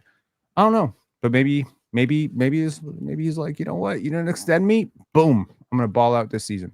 I made a video about like how RJ was like destroying shit in summer league because a friend of mine was training in the same gym as RJ, and he's like, yo, Rob, like he looks like a different beast this summer. So yeah, he looks great. He looks great. He looks great. And I feel like of the 4 of the starters, RJ's role seems to be like he's asked to do less in the sense of he knows where he needs to be and what his strengths are and what his weaknesses are. I feel like IQ's asked to try to be a point guard. Scotty's asked to be the do-it-all Swiss Army knife. Ingram is kind of like our go-to scorer, and then Yak is like our starting center, protect the rim, set screens. RJ can thrive in his strengths, right? And what I love about RJ right now is he doesn't veer too far from his strengths, and they don't ask him to, and it works perfectly. What player would you compare, like the RJ Barrett you saw tonight? Let's just hypothetically assume that this is the first time you've ever seen him play basketball. What player would you compare this person that you just saw tonight to? Honestly, the name that came to my head was like, you remember Corey Maggette? Yes. He's going to the rim. He wants nothing else but to get to the basket. He's athletic, but he wasn't like a great defender, right? Mm-hmm. And I guess in this era, he'd be forced to shoot more threes, right? But he can make them. Yeah, I just thought of Corey Maggette. He never became an all-star, but he was like a really good player. Yeah, I think Corey Maggette is a decent example. I know exactly why you're saying it. Corey Maggette was really good at getting his body compact, getting into the defender, being super physical. Yeah, he needed the physicality, or he couldn't do anything without it. Medved said Westbrook. I mean, he has Westbrookisms as well. He does. Like Westbrook is he's a playmaker, high motor rebounder, very much an energy guy, drives to the rim relentlessly. Rim pressure is so important. Like it's insanely important. And if you convert on your free throws and you convert on your layups, you become like all-star, right? Rim pressure guards who can also rack up like 7-8 assists, 5 assists, 5-6 rebounds, and just relentlessly pressure the rim are absolutely worth a lot in the NBA. But yeah, like I mean, a lot of players are drafted to be exactly what RJ Barrett is, and they're drafted like top 3, top 4. In the draft every single year. There's players like this. Like the Pistons drafted Jaden Ivey. Why? Gets to the rim. You know what I mean? The Pelicans, they drafted Jeremiah Fears. Why? Was a reasonable shooter who gets to the rim. Like people want guys who can get into the paint and actually make plays out of those situations. Getting downhill is a very important skill. RJ is the best player on this team at doing that. Like you saw it tonight with Scotty. some of the plays where, you know, he tried to attack his man and he's too high. Like he needs to get lower. He needs more space. He has these like sort of slow, methodical moves. He didn't look right to me at all tonight. Like very shocking, you know, with Scotty. Like I think defensively he was very good for the most part. Couple of mistakes, but offensively, I wasn't moved by Scotty tonight. Yeah, he kept it simple. But my thing with Scotty's defense is I'm not a big fan of Scotty pressuring like 94 feet or too high up, because when he does that, especially on lineups where Jakob's not on the court with him, he's like our only rim protector. So if they go by him, it's over. If he gets beat, which he can, because he's kind of slow-footed, he's heavy, he has high hips. I'm not a fan of that. When he did that a couple times, they got easy looks. But this is why you need. This is why you get Colin Murray Boyles in here and Jacoby Walter in here. That's what I'm saying. Like I don't think people realize CMB playing the Jonathan Mobile minutes and Jacoby just being a wrecking ball. Like here's the thing. I think Jacoby probably deserves like 15 to 20 minutes a night on a developing team somewhere, right? Like I really do. Like Medved saying I thought Scotty was great tonight. I don't think he was great. I think he was just good. Like the stat line says good, but I've seen him play 100 times better than this. So I'm just like, cool. You know, it is what it is. But he didn't need to be great. Ingram didn't need to be great because RJ was really great tonight. You know what I mean? Like if RJ can be great, like and this is the kind of thing where you have four guys that could drop 20. You really do. And the cool thing is, like, I grew up a really big fan of the San Antonio Spurs.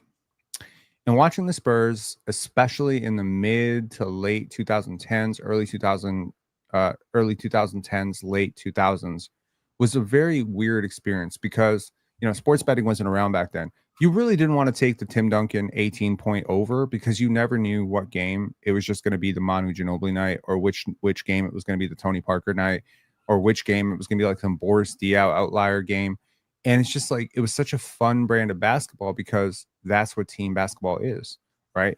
If Scotty draws a 6'9" defender and Emmanuel quickly draws Trae Young, well, it's very obvious where the ball needs to go in order to pressure the defense to force a collapse. Like, it's very obvious. But there's so many times where we play basketball with agendas, right? Like, I got to get my 20 shots. Why? Why do you have to get 20 shots? Yesterday, people were very upset with Kevin Durant. Like today on the panel, people were very upset. How could KD take 5 shots in the second half? He had Lou Dort on him, number one. I mean, my issue with KD last night, I don't know if you watched the game. Like, I have 1,000 issues with how KD played. None of them involved him just taking 5 shots. He was passive. He made a lot of mistakes. He called a timeout when he didn't have one. They didn't call it. He made a really boneheaded defensive play, getting too handsy with Shai Gilgeous-Alexander of all players. Like, there's a lot of mistakes that Kevin Durant made, but some people just cannot stop thinking in terms of, I can't believe this star scorer had 5 shots. It's just like, did you watch Alperen Şengün? Were you watching what Şengün was doing in the second half? Like, shit, if anything, KD deserves a little bit of praise for getting off the ball, you know? So it's just like, you know, most good teams have 3 points that their offense can start in my opinion. Most good teams do. At least in the modern NBA, it's like this big 3 era has brought that about, you know, where it's like Ray Allen, you know, actually that offense, not really Ray Allen, Rajon Rondo, Paul Pierce, Kevin Garnett. You can start it anywhere you want. And every single place you start it, you're going to force an immediate double team at some point. You know, with Rondo, it's going to be the dribble drive, the snake manipulation, the screen navigation. With Pierce, it's going to be the shot bag, and like the diversity of those 3 players. I think between RJ, Scotty, and Ingram, these are 3 very, very different players. And the player that can guard one almost can never guard the other. It's like you need very different tools to stop these guys. So while it's like, yeah, they're all between 6'6" and 6'9", and they're kind of all wings, it's like, yeah, but they're so different. Like Scotty is this behemoth, like 250 pounds. You cannot put Dyson Daniels on Scotty Barnes. Like, he will destroy him, right? So you have to put Jalen Johnson on him. But then with Jalen Johnson, it's like you really don't want to put him on RJ Barrett because RJ Barrett will just beat him off the dribble. And it's just with Zachary Risacher. And it's like, this is your best matchup on Brandon Ingram. You're dead. Like, you're going to have to double team all night. And you're going to because Zachary Risacher doesn't get around screens well enough. And that forced Kristaps Porziņģis. So it's like in every single situation, the Raptors were able to find the place where the advantage was. And they were able to milk it, and then make the right read out of it. I think there were maybe 12 to 13 possessions tonight where I was like, that was not right. Times like where Emmanuel quickly projects a pass, times where RJ Barrett does a little bit too much, times where an entry pass is over projected or over forced. There's a time where I thought Brandon Ingram got a little too cute with the basketball, and it's like, bro, he just lost his mind for a second. He forgot what team he plays for. There's a couple plays where I think Scotty wasn't aggressive enough or assertive enough. But for the most part, like shit, if you can go like 100 possessions, and I got issues with 12 of your possessions, you played a great game. And I think this up-tempo style works, especially with the starters, because you have 4 guys that can play or finish the play legitimately. You don't have to wait. There isn't Gabe Vincent. There isn't a Tabo Cephalosha. All these guys can score. All these guys can score. Exactly. Because Scotty's got that mid-range. He's got really good paint finisher. Brandon Ingram can score on all 3 levels. RJ Barrett can hit a catch and shoot threes. He doesn't have the mid-range, but now he's converting at the basket, and at least he goes hard. And Jakob Poeltl is basically automatic anywhere inside 14 feet. So, I think Jakob Poeltl really does not look right to me. I'm just gonna say it. He does not look right at all right now. Scotty Barnes does not look right to me. Like, these two do not look right to me. Emmanuel quickly is just not shooting well. He didn't shoot well all preseason, and it has extended right into the season, right? So, yeah, someone saying Wembanyama 37 points happened. Yeah, man, the Spurs are good. I've been telling y'all, the Spurs are good. Take the over. The Spurs are good. 37 points, and we still got 6 minutes to go. All that training with Hakeem Olajuwon in the offseason actually paid off. Nice. I'm going to head out soon, but I wanted to ask you, in that, I think it was the early second quarter, maybe the end of the first quarter, in the first half, we had a lineup with no Scotty, no Ingram. And I was like, ooh, interesting. I thought they'd just well, how do you call it? Stagger them. So what were your thoughts on the no All-Star lineup? It didn't last long, though. It didn't last long. Did we bleed points? I don't remember which lineup was this. I think it was like Did you say in the third quarter? No. I think it was in the first half. We'll see what they do if they stagger Scotty and BI throughout the season, or they sit them both, like them being on the bench overlaps. Who was on the court? It was like Ochai and Gradey, RJ. That's enough. Mamu, yeah. That's more than enough. See, like that lineup works because it's space. Like, Gradey is an incredibly great mover, as I mentioned with Shannon in the last episode. Mamu is an insanely fast decision maker, processor, and frequent screener, if not the greatest screener in the world. Stretch big. You space the floor out for RJ. I've said it before. Gradey, Ochai, RJ works 100% of the time. It works. That lineup, in fact, imagine that lineup with CMB and Mamu. It's perfect. It's perfect basketball. Oh, it's great. I also have a question about, dude, Mamu gets no respect from the refs, huh? None. Crazy. Everything that guy does is a foul. I don't know, man. I hope they figure it out soon. They'd be like, damn, this guy's on a minimum contract. We're going to give him all the fouls. That dude's been in foul trouble every game he's played.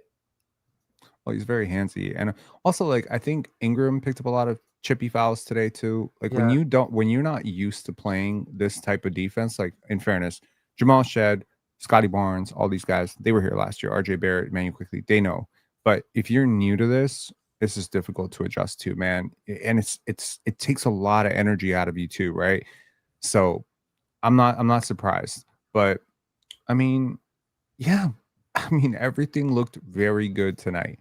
Every single lottery guy that you got, you got 5 lottery players starting. Four lottery players starting. Sorry. 4 players in the lottery that start.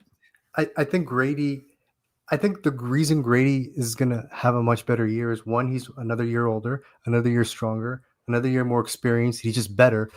But also he's playing with better players around him more consistently, and he has less pressure. He's not in the starting lineup, right? Yeah. I just think all those things are in his favor. And I think people are going to have more fun this year because they know they're not playing with the objective is to actually win. They said it last year. They told everybody last year, we are winning next year. This is a 1-year thing. And they said it internally. They said it to Scotty. They said it to his trainer. They said it to everybody. They were just like, look, this is a 1-year retool. This is what we're doing. Everything we're doing right now, consider it like an extended preseason for next year. And, you could just imagine, like, if the Raptors come out with all that buildup and then get smoked on the road. Like, let's just say instead of a 20-point blowout, you get blown up by 20. And that would suck. It would suck. So this is like the momentum is very good. You're trying something new. You're trying to get guys to buy into this, right? Mamu, CMB, the new guys, right? BI. You're trying to get BI to buy into this. And it's a lot easier to exhaust yourself defensively when you're actually winning basketball games. You know what I mean? Like, but if you lose basketball games and you're just going balls to the wall, that's what happened last year. If you remember, there was a period of time when we were just super competitive and like every single game we were just in it. And then at some point we just started getting blown out every night. And people were like, oh my God, this is terrible. And it's like, it's just human nature, man.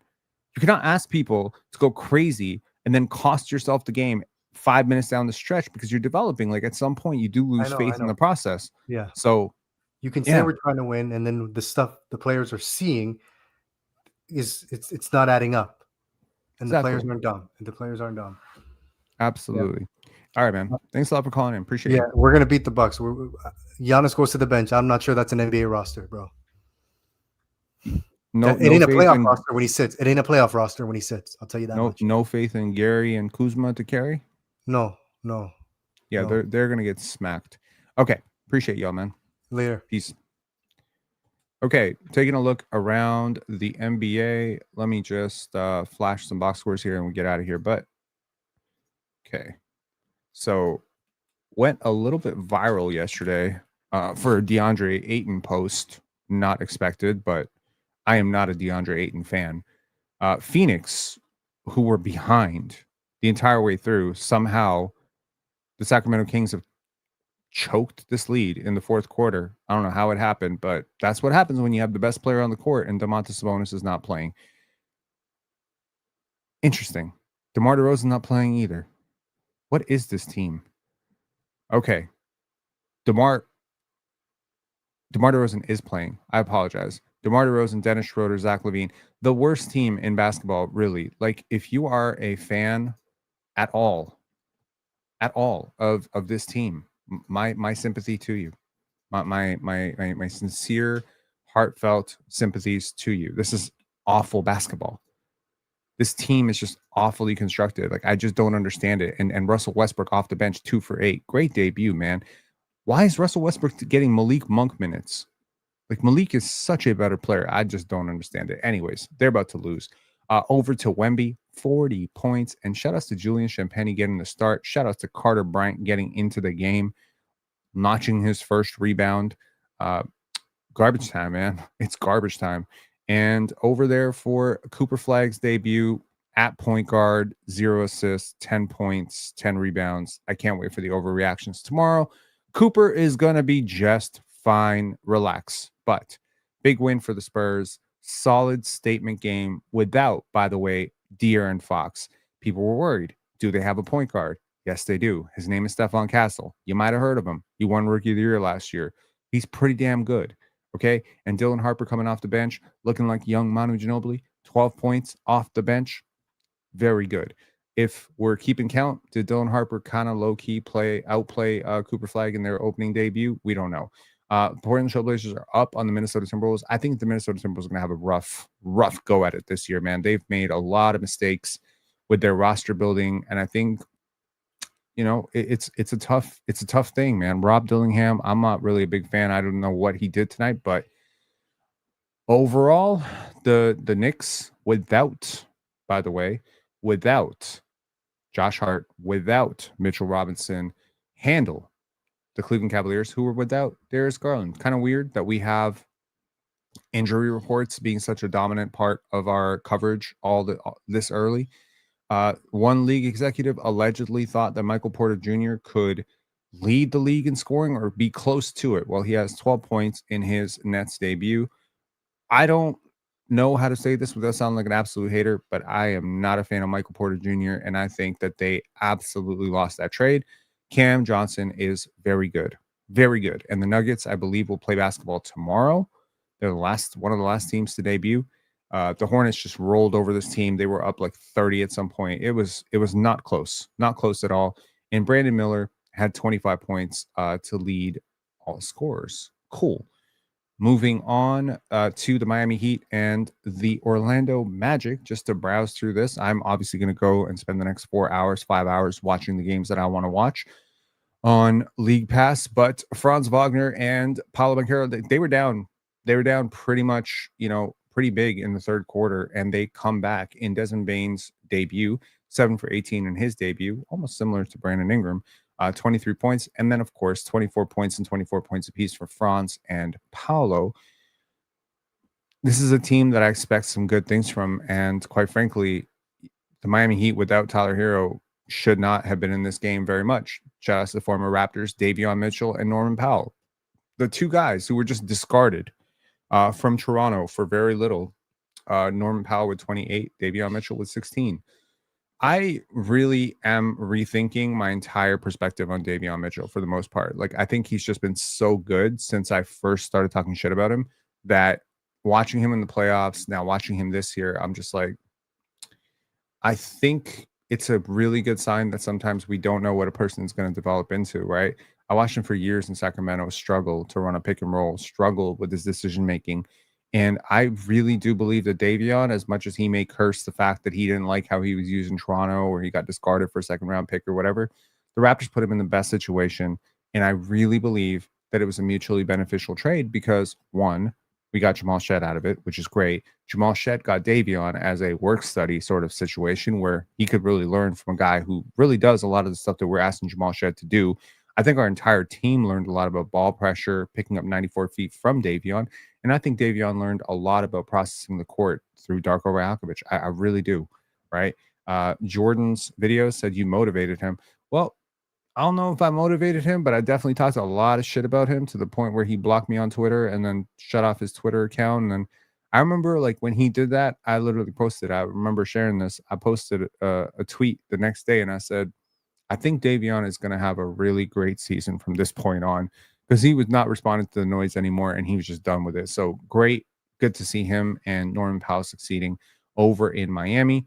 To continue on, VJ Edgecombe had a solid, crazy rookie debut with 34 points and 40 points for Tyrese Maxey, 40 points on 24 shots. VJ Edgecombe leads all Sixers with 26 shot attempts. Very nice to see. He is such a live wire athletic specimen, right? And he didn't have anything like this type of explosion at Baylor, but you could see him, when he was playing for the Bahamas team, that this is going to be a player who is really going to thrive in the open court. And of course, I had him third, fourth, fifth, pretty much the entire year on my board. And I'm regretting it. Honestly, I might have been wrong. I might have maybe underrated how much of his athleticism. Maybe I should have put him even higher. Like, he looked very good. Well, I have no idea how he completely looked. I watched 12 minutes of this game, but I'm going to go back and really check out all of his possessions. Very interesting. And the Celtics start life without Jason Tatum, losing by 1. And honestly, not so bad, but you're losing at home. It's tough, right? And to everyone saying, like, it's going to be Anthony Simons off the bench, he ends up, Peyton Pritchard was the guy that a lot of people thought was going to continue to come off the bench, and Anthony Simons ends up taking that role. He's just the worst defender, so it might be better to stack him up against second units. We weren't really sure, who was going to start in the front court there. A lot of talk early that Chris Boucher might be the starter. It's Neemias Queta and Sam Hauser, so they decided to go ultra small, and it's like, against Joel Embiid, right, who was 1 for 9 in his debut, 4 points. For Joel Embiid to pretty much score less points than every single Sixer who played kind of shows you how rusty he must be right now. But it's a good sign to see Joel playing at all at this point. And Chicago versus Detroit, the Detroit Pistons made a valiant effort to come back in this game. Shout outs to them. But Cade Cunningham, a rather inefficient 23 points on 24 shots. Life is tough, right? Like Duncan Robinson is a 32-minute starter, and his debut results in 2 points. I think they're going to miss Malik Beasley a lot.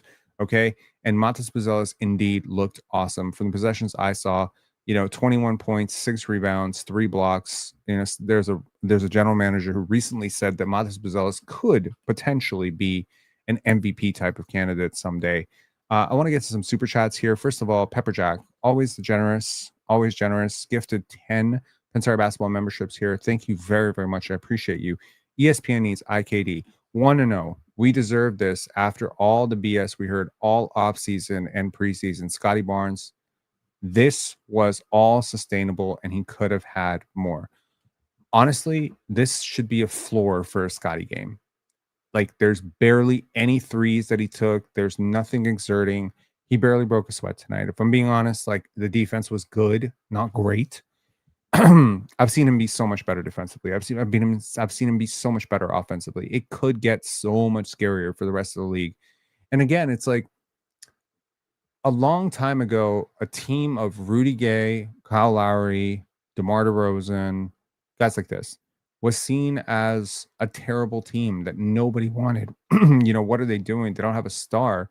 And that same team got rid of Rudy Gay, added 4 role players in place of this very negative gravity, superstar wannabe, and they ended up winning every single game. Sometimes it's just chemistry, sometimes it's just fit, but also sometimes you have people who are waiting in the wings who are ready to take that jump.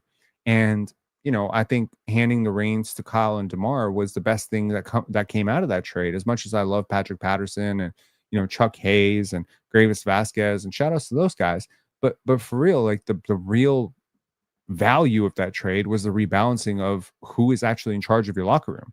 So totally sustainable. Felicia's saying excited for the 2025-2026 season, and everyone improved. Absolutely. Everybody looks much improved, but that happens when you spend an entire year and a half to 2 years developing under Darko Rakovic. Again, every player that you are seeing now thrive in other situations, it's not an accident.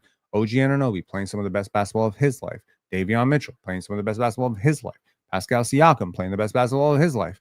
And it's just like, man, this coach is really good, man. Like, this Raptors coach and this coaching staff, I don't want to give Darko all the credit. It's Evo, it's Jama, it's the coaching staff. They are insanely good at connecting with players, building trust, and identifying through film, through evidence, through trust building, what is it that you need to do to take your game to the next level. Again, Desmond Bane, Devin Booker, these are all guys who have spoken on record about how Darko was able to connect with them and really just bluntly tell them the truth. And I really believe, like, one of the things that NBA players, you talk to a few, right? And you get this feeling that they want everyone to kiss their ass. And really, they don't. They've had people kiss their ass their whole lives. They've been star athletes. They've had teachers who passed them along when they weren't passing their classes. They've had, they've had women coming up to them thinking that they were, saying that they're interesting when they were just interested in their money. Like, these guys have been lied to their whole lives. They've had people, friends hitting them up for, fake emergencies. Like, you got to understand, when you got this type of spotlight on you, it's one thing to be quietly wealthy. You know what I mean?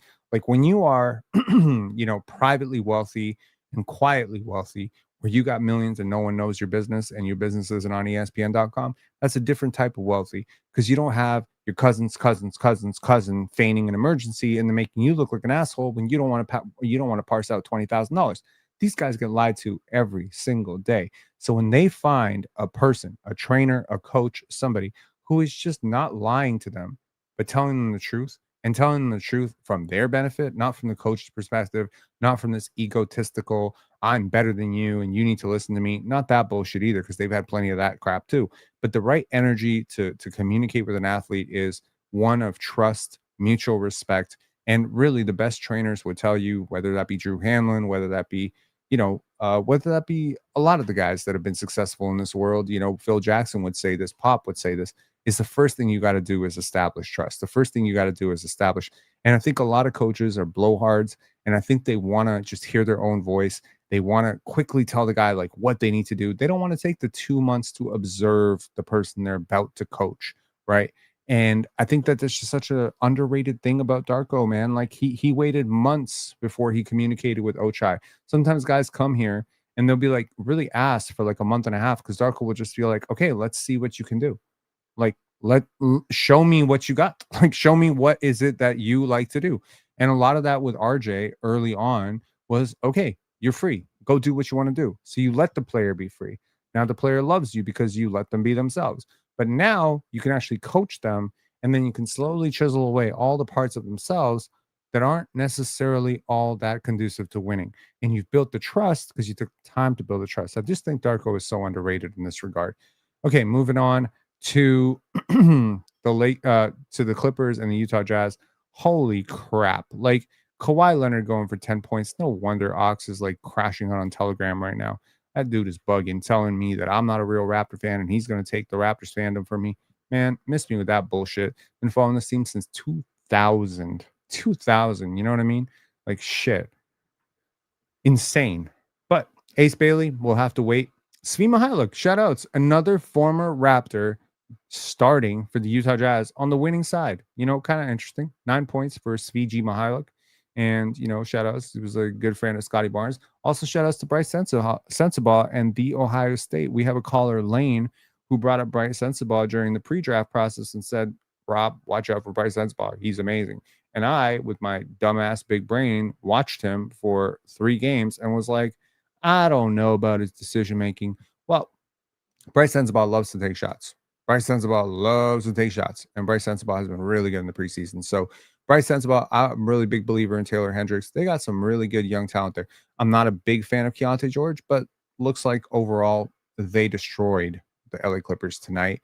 And yeah, probably ruined a lot of people's days. The Milwaukee Bucks ended up facing off against the Washington Wizards. My God, we had a lot of games. Keyshawn George, again, I remain a very big fan of Keyshawn George and Bilal Coulibaly, who did not play tonight, but Trey Johnson off the bench, 16 points, making his rookie debut. Chris Middleton, 23 points. CJ McCollum. Today on Players' Choice, Mars was asked to make a case for the Wizards being better than the Hornets, and he couldn't do it. I mean, honestly, when I look at this Wizards team, I see a lot of talent on this team. There's a lot of talent. And I'm a very big fan of Keyshawn George. I think he could play minutes for the Raptors. I think CJ McCollum could play minutes for the Raptors. I think Chris Middleton could play minutes for the Raptors. The gap is not that big. Right? This team is like one star player away from actually finding this. Now, to meet the opponent that you will face and the team that was effectively blowing out the Wizards for most of this game until they let the foot off the gas a little bit in the first half, like the Milwaukee Bucks came out 40-23 in the first half, like insanity, right? And they just put the clobber, and then in the third quarter and the fourth quarter, the Wizards obviously made competitive comebacks. But Giannis obviously is going to be a big problem for the Raptors. I think the Raptors have the personnel. Hopefully, Colin Murray-Boyles plays that game because you will need Colin Murray-Boyles when Scotty Barnes is not on the court for Giannis. Like, I'm not saying like put a rookie on Giannis is going to be the easiest thing in the world for him, but that'll be a nice welcome to the NBA. Hey, welcome to the NBA, Colin Murray-Boyles. Guard Giannis Antetokounmpo. Continuing on with the super chats, recruiter dude, don't forget to give Shed his flowers. Absolutely. Jamal Shed was awesome. I don't have anything necessarily brilliant or insightful to say about Jamal Shed other than the fact that he looked a lot better. And if he continues to shoot 60% from the field and he makes good decisions and he hustles on defense, he is not a major mover of, offense or defense for me. Like, he has a role on this team. Be opportunistic with your buckets, hit your open shots, take them with comfort, pressure up 94 feet on the ball. There's really nothing else that you need to do if you're Jamal Shed. There's no need to overcomplicate your role. Marion Booth, shout outs to Miss Booth, Mrs. Booth. Healthy team equals 50 plus wins. Absolutely, man. Roy, also shout outs to you. Thank you so much for the super chat. And Roy became a YouTube member. Shout outs to Roy. Rashad Harris became a YouTube member. Shout outs to Rashad. And KP, a member for 1 month, said, I had missed what good basketball looks like. Darko. The Raptors have been playing good basketball for 2 years, man. That's the thing, KP.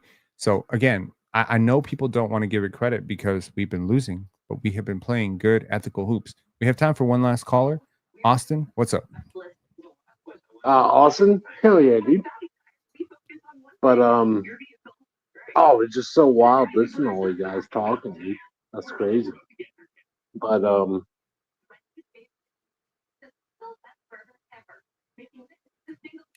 Hello? Austin, It's can you yeah, I kept hearing a bunch of people on there. It's like, yeah, damn, dude. I don't think Austin knows that he's on. Can you hear me?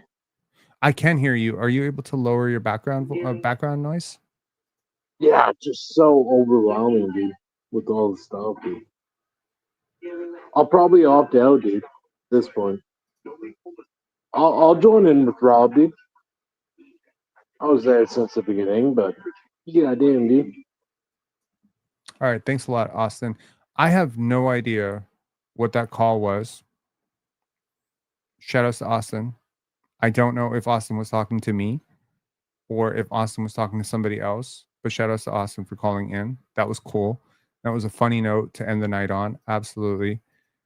I don't think Austin is talking to you, said Deno. I don't think Austin was talking to me either. And you know what? Shout outs to our caller. Shout outs to Shannon. Shout outs to Coach Mo. Shout outs to Liam. Shout outs to everybody who called in today. You know, it was good. It was good, man. It was good to hear. It was good to hear from Raptor fans. It's good to hear a little bit of excitement. And obviously, there's a lot to be excited about if you're a Toronto sports fan right now. It's very cool. I'm actually really relieved that the Blue Jays game will happen. So here's the thing. I want to give a little bit of an update here. I will 100% be postponing the live stream on Friday night. I will give enough time for the Jays game to end. I realize this is a controversial decision.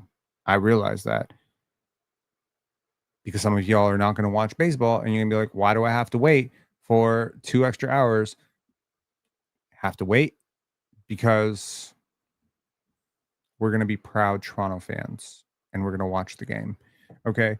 So I think it makes sense. Personally, if the Raptors were on the West Coast, they'd be starting their game at like 10 o'clock anyway, and then whatever. So I think it's being kind to the members of our community who do watch, who will watch, and maybe, and let me sell you on it. Let me sell you on it. I'm not here to do Rogers bidding. You have heard me talk shit. You have heard me talk about more shit about Rogers and Rogers Telecommunications than literally any podcaster on earth. I am not getting a friendly call from Rogers at any point in my life with like a, hey Rob, would you like a sponsorship from Rogers? No. And honestly, if I did get a sponsorship from Rogers, it probably wouldn't arrive for like 18 years anyway. My point is, I've never really been interested in baseball. I talked about it in a previous live where watching baseball was so fun for me because I've been to baseball games. I've seen baseball games on TV. I've sat behind the dugout and I've never really cared. But something very, very cool is happening in Toronto with this Blue Jays team where half of their games, they've come from behind. So it's very interesting to join in at the 11th hour. I think that would be putting it kindly.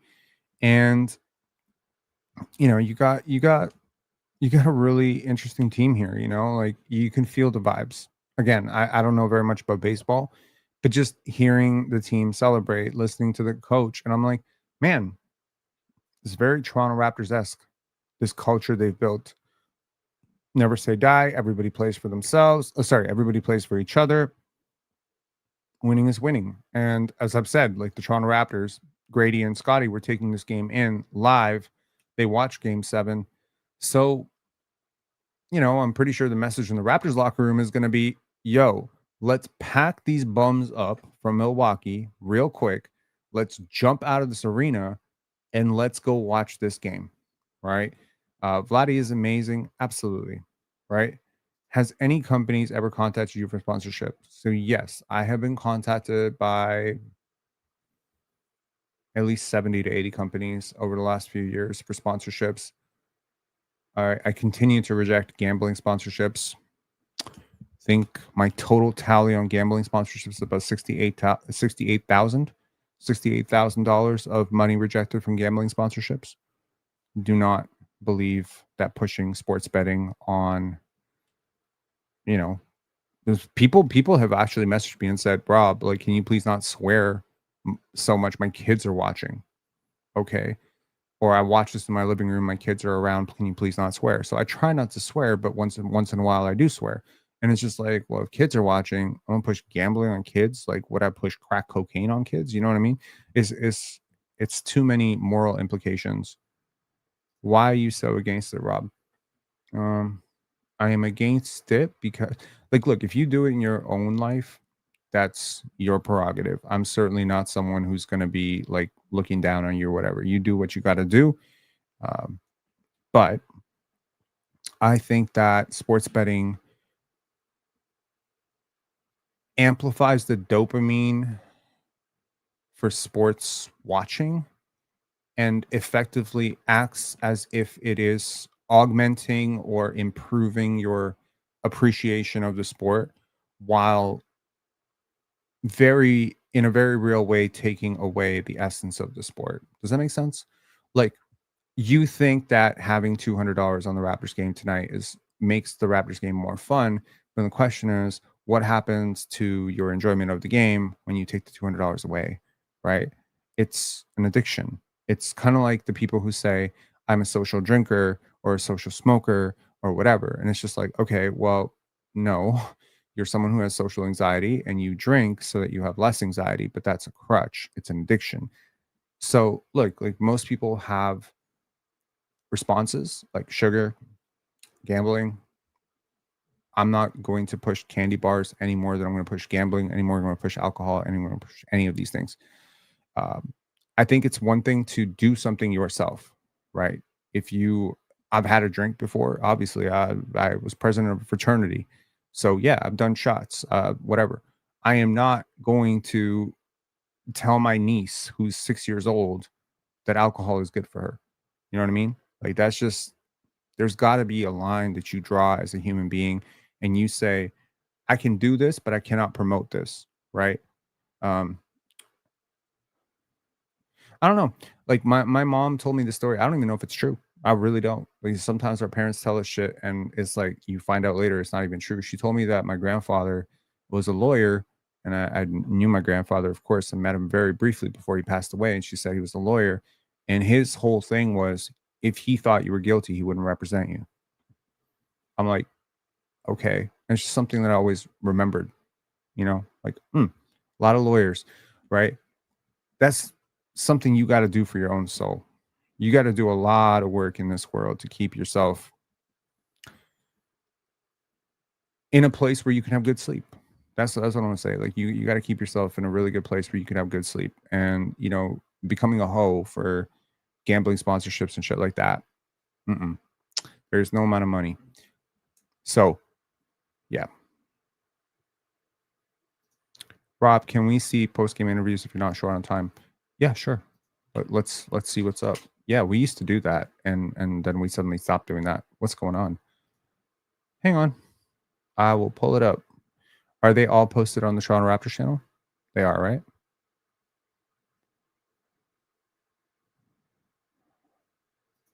Yeah, they are.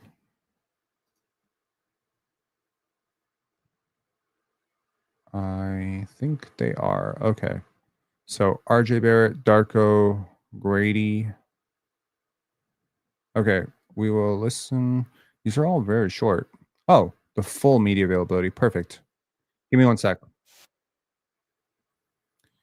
And it seems our post-game show will continue because we're going to have Layne coming on right after to talk. So we're going to get to the post-game. It's going to give me like a minute to catch my breath. And I apologize if any ads play through this, but yes.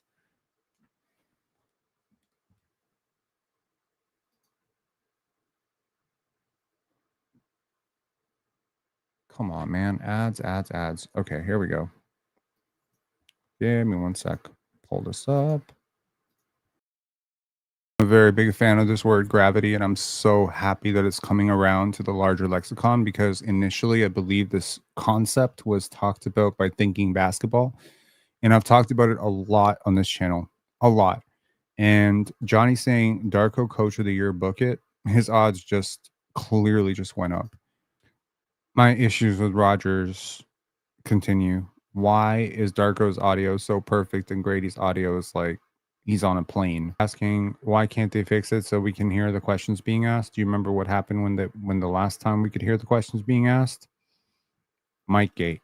To have that kind of performance on the opening night. Yes, he did get the chain. It was nice. It was nice. But to be honest, just with how we played tonight, you could have gave the chain to anybody. You know, we played well collectively. We were sharing the ball, playing defense. That's just, you know, that's kind of who we are and who we're going to try to be all season. Darko he's gave special recognition your playmaking. I mean, you had 5 assists, but I think it was more just how quick the ball was moving, the kick aheads, the look aheads, that kind of stuff. I mean, it's obviously a team-wide focus at this point, right? Yeah, just trying to play winning basketball, trying to play the right way. Guys made shots, which is obviously a huge help. But like I said, we came in no egos. Everybody sharing the ball, moving the ball, playing together, and you know, when we play like that and have everybody into it, we're scary. Some of your early offense, and it was kind of exactly what people would have predicted. Right? Like, you know, the ball found you on the weak side, wide open, some runouts. I do the same stuff. Just trying to have my imprint on the game and just in ways that I can, you know. And yeah, like I said, just trying to play winning basketball. So on any given night, it could be anybody. Tonight, you know, most of us played well. So it's just a great team effort. How surprised were you to get that little lob pass from Yak when he ran the floor? Hey man, you know, honestly, not surprised. Like Yak's a really good passer, so that's why we always just, when in doubt, we just throwing the ball. And I mean, just in general, the kind of defensive intensity that you're able to sustain and get kind of wearing teams out. I guess in this case, right? Yeah.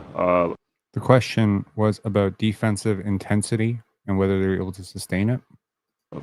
Defense, man. When you play defense, you pressure like that all game long.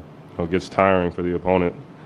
So we've conditioned ourselves to be ready to do that. So we just gotta bring that every night. That's dope. Cool. Okay, let's get to our final caller, and that is Layne. Layne, what up? Yo, how you doing? I'm good, man. How are you doing? I'm good. I don't want to take up too much time, but how about that? How about it? that? That was crazy. If you would have told me that we put up 138 in the first game of the season, I would have believed a lot of things before you told me that. That was something else. Well, if I told you that we put up 138 points and we only hit 6 threes. Yeah, and we missed wide open threes all night. However, I mean, I did say the other night, I think Atlanta's good. I don't think they're that good. I think they were vastly overrated coming into the year. I think they're going to be a top 6 team in the East, but people were talking top 2, maybe top 3. I don't see it. But this tells me that against long lineups we've struggled against in the past, maybe that's not going to be the case this year. Yeah, they have a lot of length, man. They have a lot of length. Nickeil's long. Keaton's long, you know, for a guard, like he's pretty long. Mohamed Gay is long. Onyeka's long. Literally everyone but Trae Young who played for them is very long. Yeah. Right. So I think this bodes well to the idea that maybe the Toronto Raptors could even play a competitive game against OKC. 100%, right? I mean, obviously we have to show that down the stretch we have guys that can make shots like Shea, right? However, at the end of the day, I think we could hold our own against anybody. It's just about keeping that level of intensity now, right? It feels like kind of those 2015, 2016 Raptors years where it's like, yeah, they were winning games, but they were winning games because they kept that intensity the whole game, right? They weren't relying on talent. We have the talent now, right? I think we have more talent than those 2015, 16 teams have. We just have to learn to keep the intensity all 48 minutes, which is going to be interesting. Absolutely. Yeah, that's going to be very interesting. Yeah, what's your big takeaway from today? Like, I mean, obviously, very surprising to score 138 points, break a franchise record, and all that stuff. But what's your big takeaway? Like performance, something? Is it just the Hawks aren't very good, or Hawks are a really good team. Hawks are going to kick people's asses this year. How much better does what they did tonight look with CMB and Jacoby though? Oh, so much better. And I think it's possible. They showed tonight you can run 10, 11 men a game. You can, right? Probably some in smaller minutes, but you can. You're probably going to have to with the way they play defense. And good news is, like, you replace Mobo and battle, who are two guys I really like, with Jacoby and CMB. And how much better does that look? You tell me, right? Like, it's going to look really good. I really liked the off-ball movement tonight. I thought RJ was absolutely fantastic. I thought Gradey was absolutely fantastic. I thought Scotty was a great connector in the middle. There was one play where they threw it to him, and he just instantly, like, he caught it, and, like, as he's catching it, threw it to Yock. And then Yock got a lay out of it. And it was like, wow. Like, these guys are moving fast. They're processing the game fast. And it's not just 2 or 3 guys right now processing the game. It is everybody out there on the floor. Now, of course, like, there were stupid turnovers, right? There was defensive breakdowns. Like, there's going to be game 1 of the year. But the fact that we did that to that lineup with that much length was insane to me. Yeah. Yeah. I mean, I don't think they played well. I think, but I found myself saying that a lot about OKC's opponents last year. Like, they just didn't play well. And it's just like, there's a reason they're not playing well.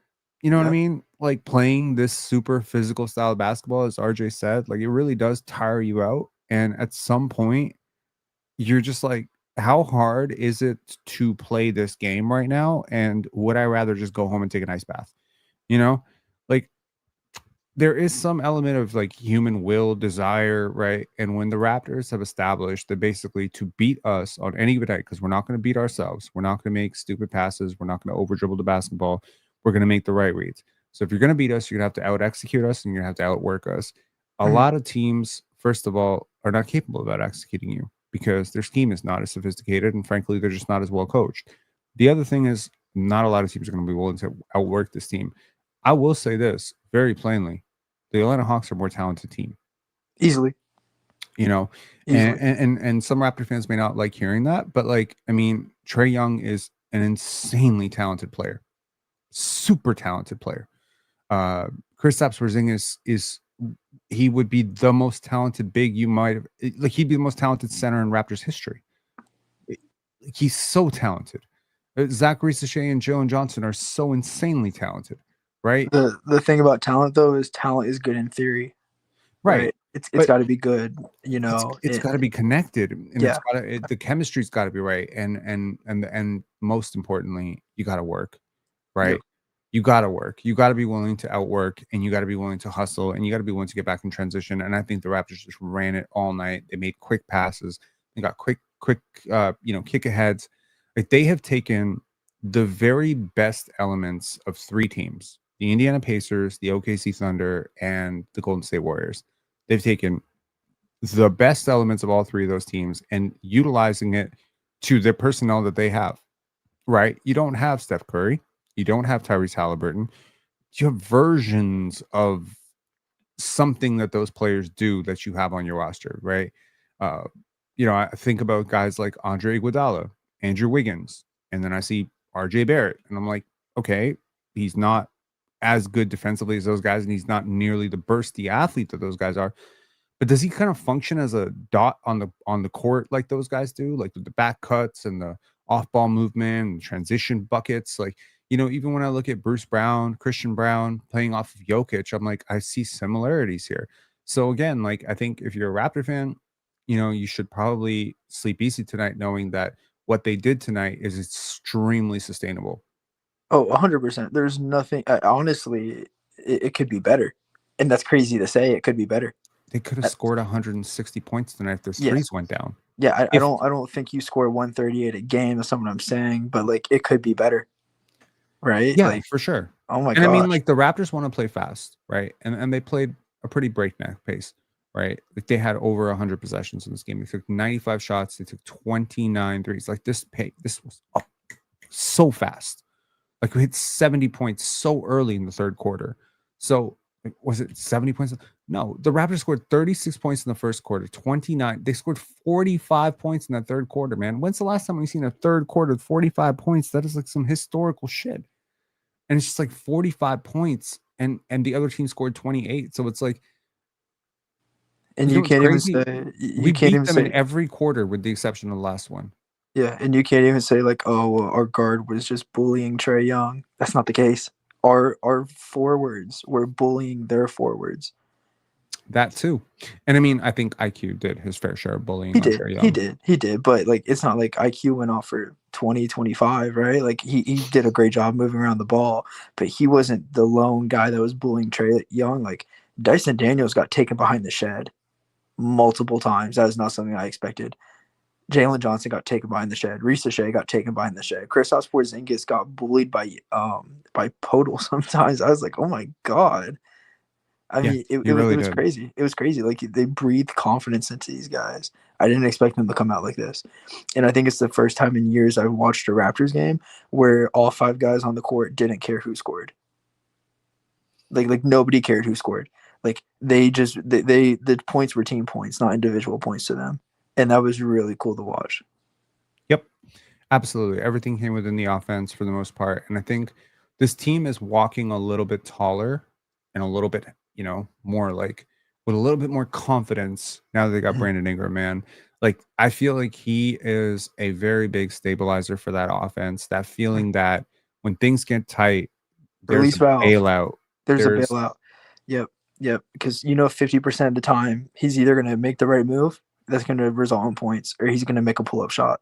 Mid-range, get to the rim, that's going to result in points. It's great. And he really does have an insane amount of gravity. Like what Darko said is 100% true. Like Ingram is a consistent heart attack for the defense. Consistent. Because on the catch.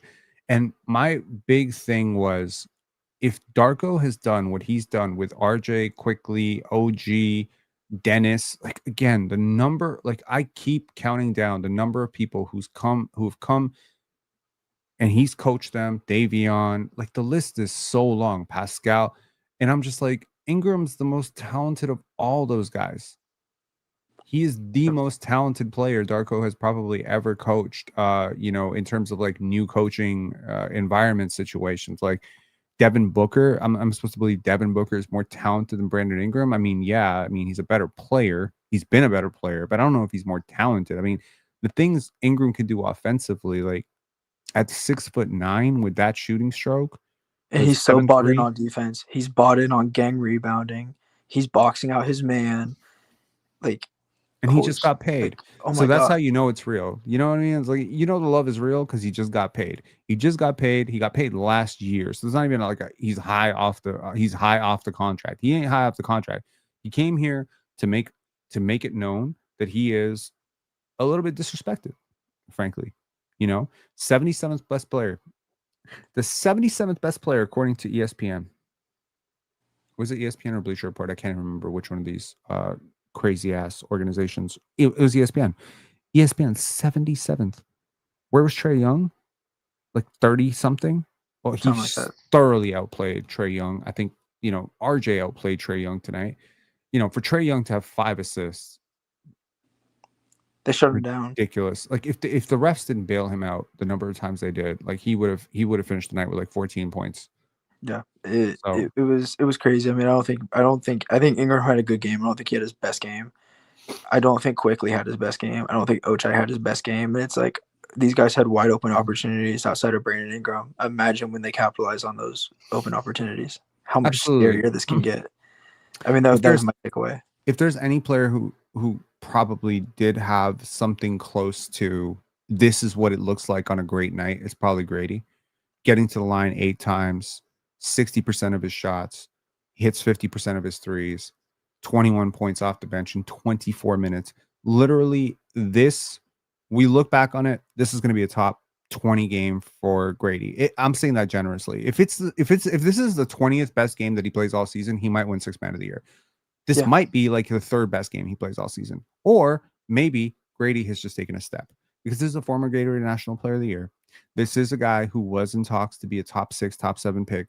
Let's not act like it's crazy that he just comes out and he's leveled up. Like, it's possible he's leveled up. Now, I've been fooled before with Gradey. Like, I've seen flashes of brilliant play.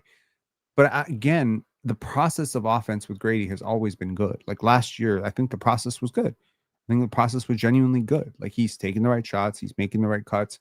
He has a tremendous amount of weight and gravity on his cuts and on the curls. And he's just such a intelligent decision maker. Like there's so many times where he could have gone the other way and he just read the defense and was like, nope, I am not needed in that corner right now. I got to cut middle. Even his rookie year, man, me and you both sat here when he was missing shots early in the year, and we both were like, we really like his process. This is an NBA player. This is an NBA player. And people were crashing out, and we're like, this is an NBA player. Absolutely. And then last year, he takes that step. And it's like, okay, if this is his floor, is 14 points a game with suspect defense at 6'10", that's a great floor to have. That's a beautiful floor to have, because imagine what he's going to look like at 70th percentile, 80th percentile. I think right now Gradey's in about like the 70th to 75th percentile of who he's going to be as a player. And I think it's going to be another year or two before he reaches that 90 to 95th. But like, oh my God, like we might be talking about like probably maybe like a taller JJ Redick with more playmaking capabilities. I mean, that's scary. Yeah. No disrespect to JJ Redick. I like Gradey a lot more than I like JJ Redick. I mean, Redick was an insane shooter. But the shot making, like... Yeah, like JJ also had a lot more game. Like he had a lot of game. Like a lot of game that people don't recognize and realize because of the roles that he played and often how he played it. But I feel like Gradey just being so much taller than JJ. I think JJ is about 6'4". Maximum. He is always in the right spot for offensive rebounds. He chases those long rebounds down so well. He reads the ball off the rim. I mean, even on his bad nights, he's still somewhat productive because you have to respect him. The defense has to respect him. And that for me, and not to turn this into an argument or disagreement, but that's the gap right now between him and Ochai and Jacoby, to me, in my opinion. And that's why I think Gradey's such a fundamental part of this team. And he's going to be our sixth man. And I mean, you look at that lineup with him and Ingram, like who are you going to guard? They put them both on different wings. Which one are you going to? Which one are you doubling? You tell me, because the other one's going to back cut or find RJ on a back cut or leave one wide open for a three. I mean, it's beautiful to see this all come together. And I feel like it's slowly been happening the past 2 years. And now that this is the year that potentially we're going to start to see the uptick, it's like poetic justice to me. Yeah. If I have any sad thoughts about tonight, it's that Masai Ujiri is not here to see this through because he assembled this team. And I have a feeling they're about to rip 46, 45 wins off easy. I mean, that's comfortable. I'm comfortable. Like, I'm comfortable we're going to beat the shit out of the Celtics. I'm comfortable we're going to beat the shit out of the Bucks. I'm comfortable we're going to beat a lot of teams in the Eastern Conference. Honestly, I'm not really scared of Orlando. I'm not scared of Miami. I'm not scared of these teams right now. I think we can give New York a competitive run for we play Cleveland. We play Cleveland twice when they don't have Darius Garland or Hunter potentially. When are we playing Cleveland again? The 31st and November 13th. And how long is Garland out? Garland just started 5-on-5 yesterday. And my friends, I mean, I live in Cavs territory, and like the insiders say, like he's probably 10 to 11 games out from playing.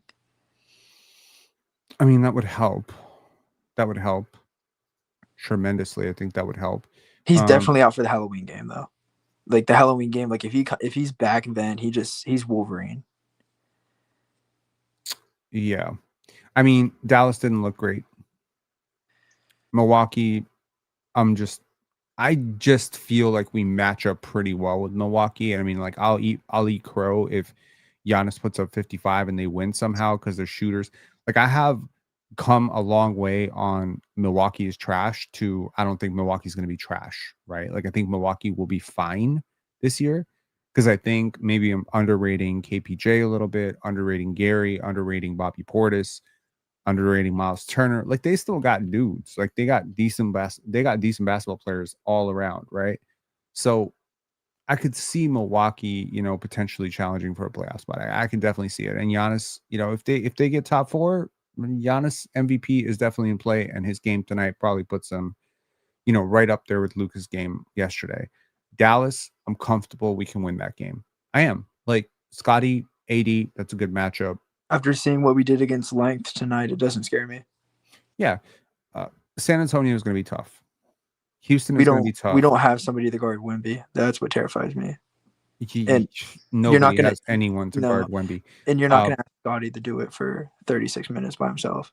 I don't think Scotty can guard Wemby. I don't think anyone. I really don't. Like you're gonna foul out in the first 3 minutes of the game if you're trying to like body him up and stuff. Like the league is gonna protect Victor Wembanyama. Like he is the golden cash cow when LeBron retires. Houston is gonna be tough. Alperen Şengün is just, again, we don't have a great matchup for Şengün, but they don't have a point guard, and we are also like the OKC team that they faced yesterday, extremely. But unlike the OKC team that they faced yesterday, our guys can attack and close out. Like Lou Dort and Aaron Wiggins struggled against, trying to attack on a closeout, Case and Wallace. We offer a different layer of offensive complexity than OKC.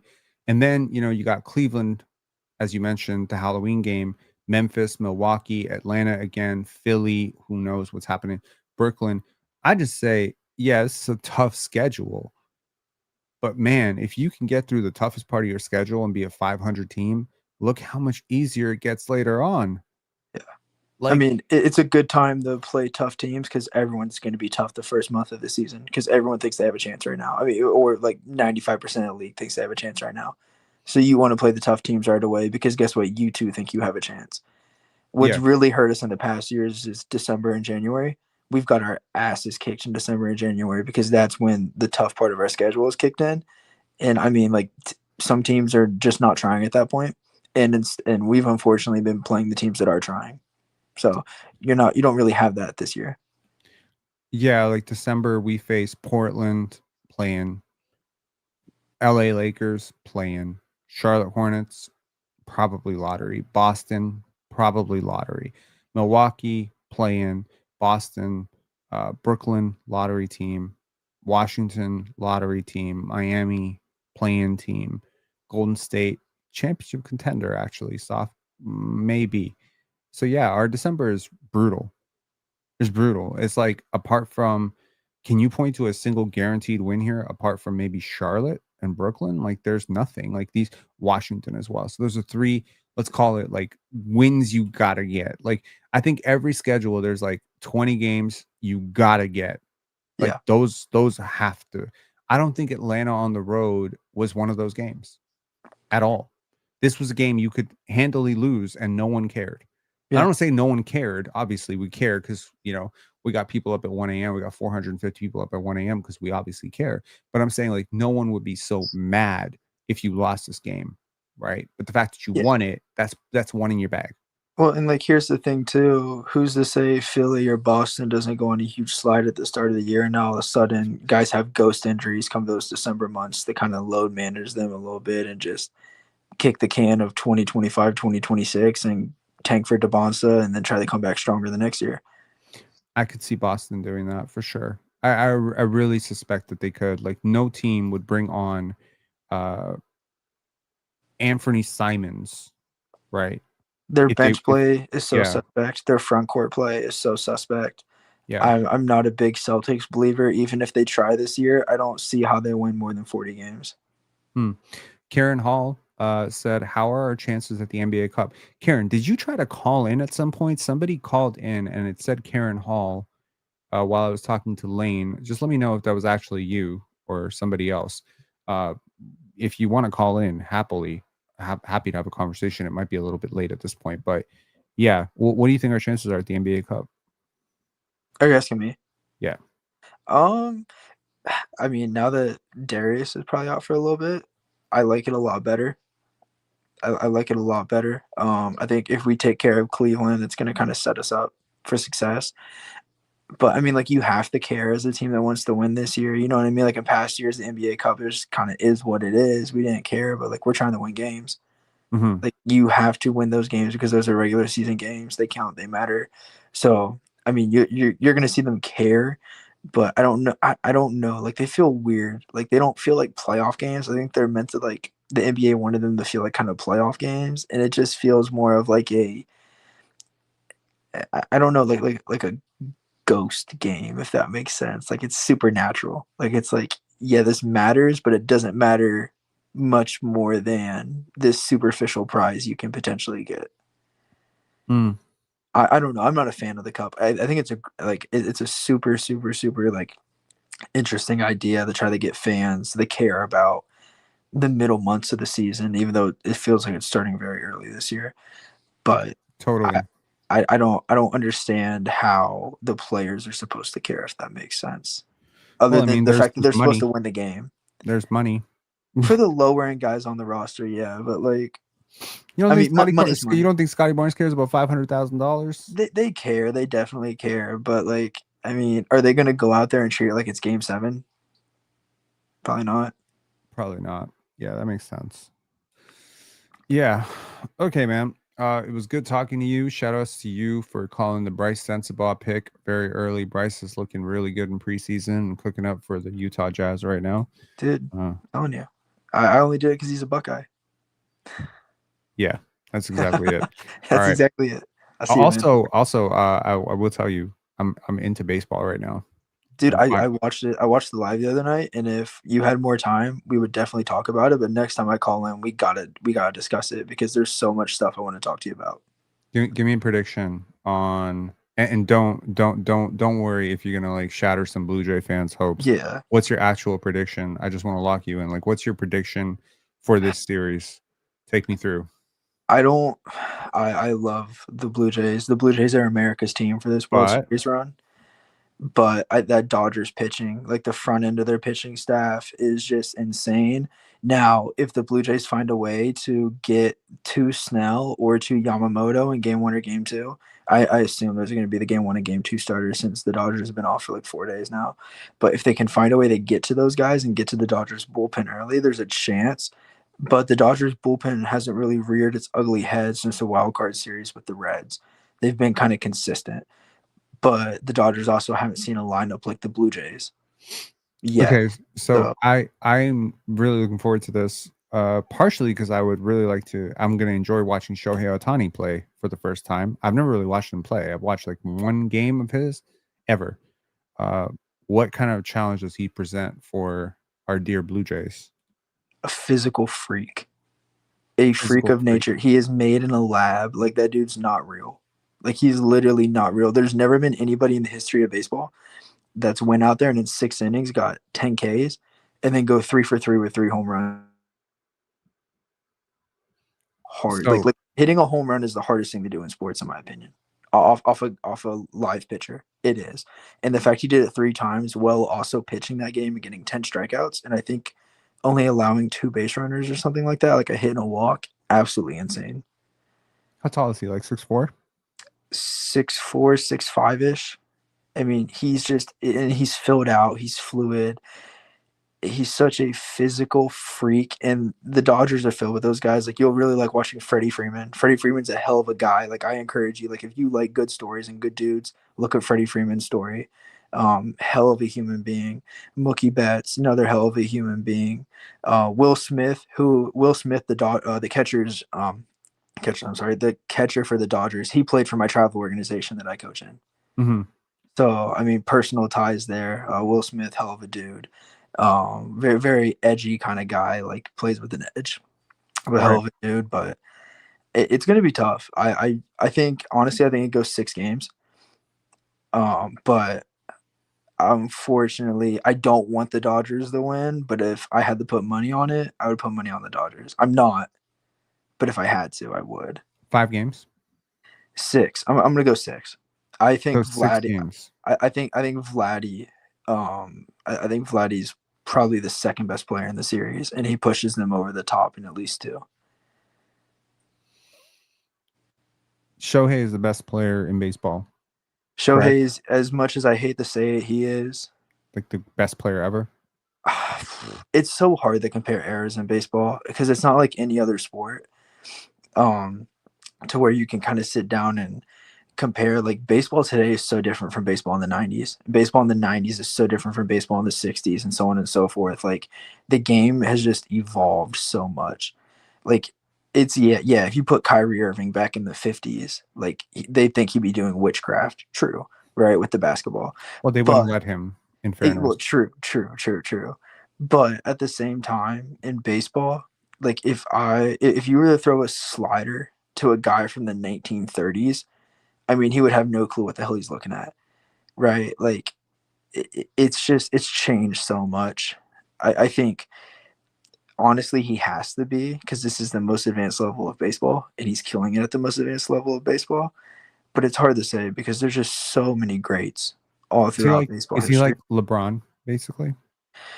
I say he's more influential than LeBron just because he has that Asian market behind him. I think it's like if Yao Ming was the best player in the NBA when he was over here. And you have that Asian market, you have the American market, and everyone kind of sits there and understands. Everyone in Asia is fucking with Shohei.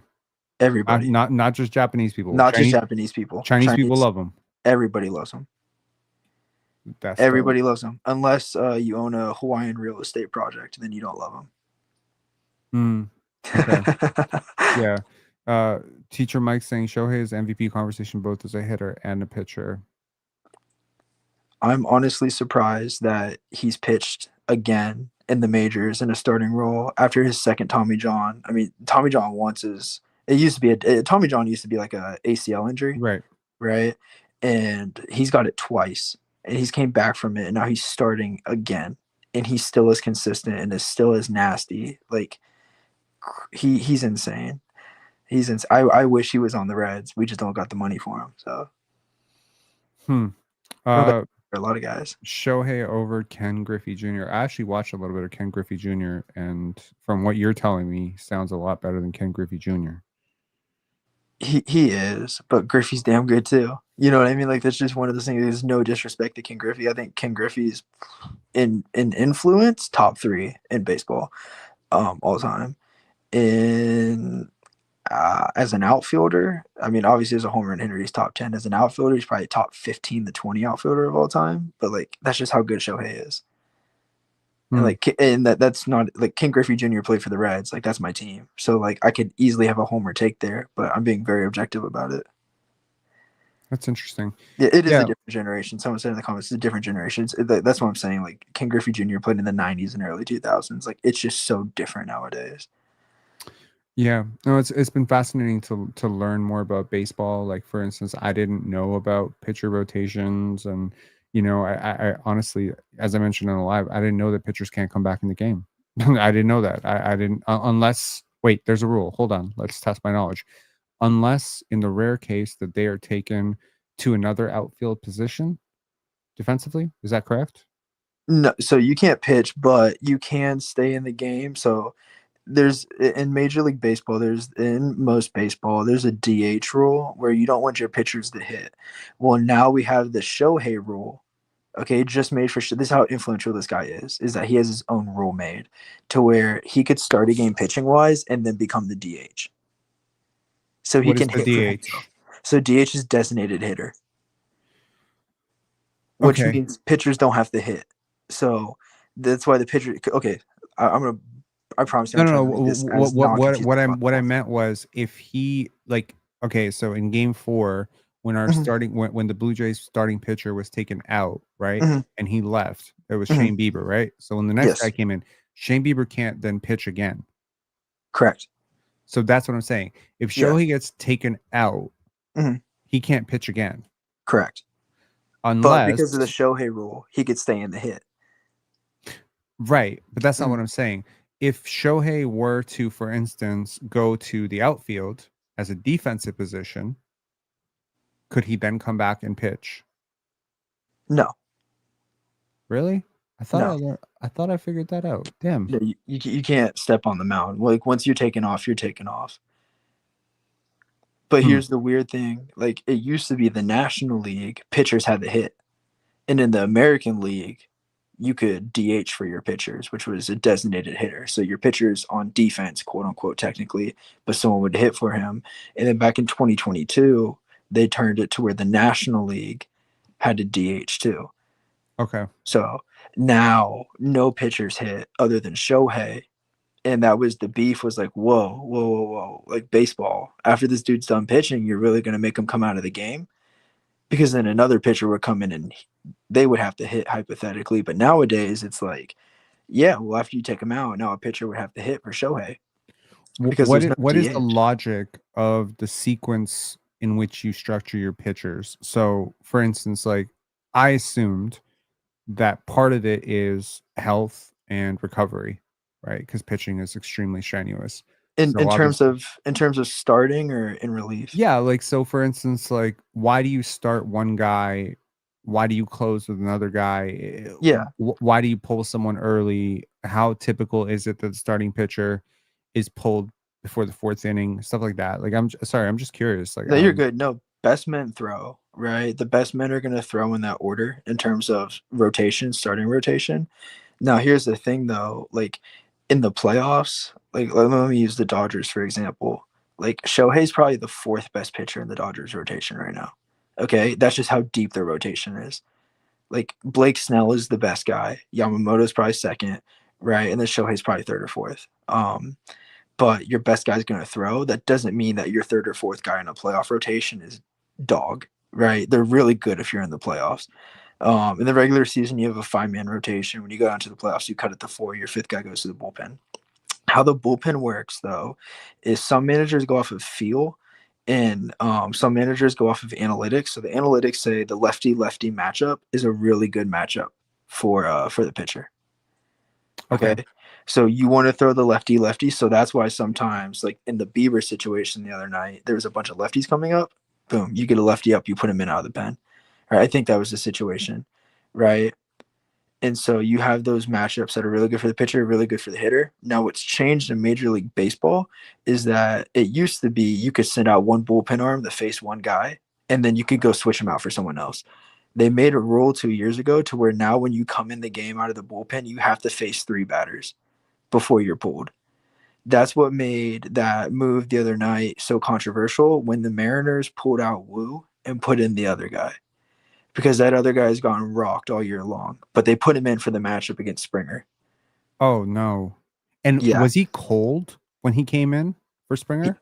He wasn't cold, but like that was the guy, like you had to get Springer out. Like he had to. Like he was in there in the game just to get Springer out.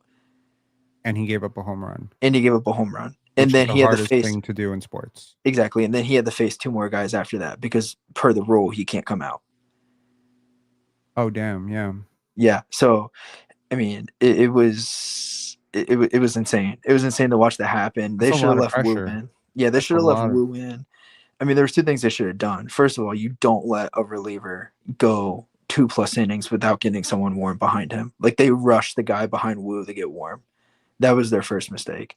Their second mistake was not trusting the guy that put those dudes on base. Like I get it, like analytically speaking, it was the right move to make. But sometimes in the game of baseball, like the gut feel or like the urge to win kind of overtakes. And they probably should have let the dude who was in the game, had the feel of the game, face Springer. Right. And that's just not what they did. They kind of chose the third option, which was we don't get someone warm in the third inning of relief. We don't trust the guy who put those guys on base. You know, and I mean, they gave up an out to move those 2 guys over on a bunt, which was the right move for the Blue Jays. But like, okay, now he has 1 out. He's 1 out away from a sac fly, not even affecting this game. And if he does give up a sac fly, now it's 2 outs with the runner on second. And they only get 1 run out of it. So like the Mariners just way overthought themselves is what I'm trying to say. It's crazy. It's such a mental game. Like it's such a mental game. But guess what? If that dude goes in there and gets the last 2 outs and the Blue Jays don't score, the Mariners manager, he's a genius. But because they gave up the 3-run home run, now all of a sudden everyone's scrutinizing his moves. So it's such a frugal game. Yeah, I think the moment was huge, man. Like you got, I don't know how many fans are there, like 40,000, 50,000 people screaming at you, you know, and you're coming in to strike out this guy, and you got like two runners on base. Am I using the lingo correctly? 2 runners on base. Yeah, you had 2. Yeah, and not only 2 guys on base, 2 guys in scoring position at that. Right, like there was no chance for a double play. Now that's the thing. If they didn't, you know, if that guy laid down the bunt, so there was no chance at a double play for the Blue Jays, right? Mm-hmm. But if you have 1 out, guys on first and second, Wu probably stays in there to try to induce the double play because he's been one of their most reliable arms all year long. But because now you have 2 guys in scoring position, you try to go to the matchup, and it didn't work out well for him. Like that's the thing. Like that's the one big difference and as you get into baseball more, you'll realize this. In a lot of other sports, basketball, football, whatever, the analytics tell the story of how the game's going to go almost. In baseball, the analytics only tell you what has happened, not what will happen, right? So you kind of have to guess on based on what has happened, what will happen, and it's not always right. Yeah, I understand. I understand what you're saying. So, like for instance, if a particular batter has a really good record against a particular pitcher, you pull the pitcher to go against. You pull the pitcher to go against a pitcher that the batter doesn't have like a really good record against. So something like that. The lefty thing that you brought up. I think similar things happen with basketball too, though, right? Like we know that this guy's a good 3-point shooter. We know this is a good 3-point shot. I actually one of the reasons I wanted to gravitate towards baseball. I don't really want to gravitate towards baseball. It happened very accidentally over the last couple of weeks. Is largely because it is so analytically driven. Like it's literally from what I've understood, and again, I understand very little. It is the sport that is the most analytically perfected. Right? Yeah. And a lot, to be honest, though, a lot of those times those analytics come back to bite people in the ass, right? The best managers are ones that have good balance of feel and analytics. Well, of course. Right. Yeah. Like I make a good habit of doing this, and I would certainly do this as well if I was a coach, where I will look at a player's eyes and tell you if they're going to make or miss a free throw. And I have been right about 96% of the time that I've been calling this out in a live play setting.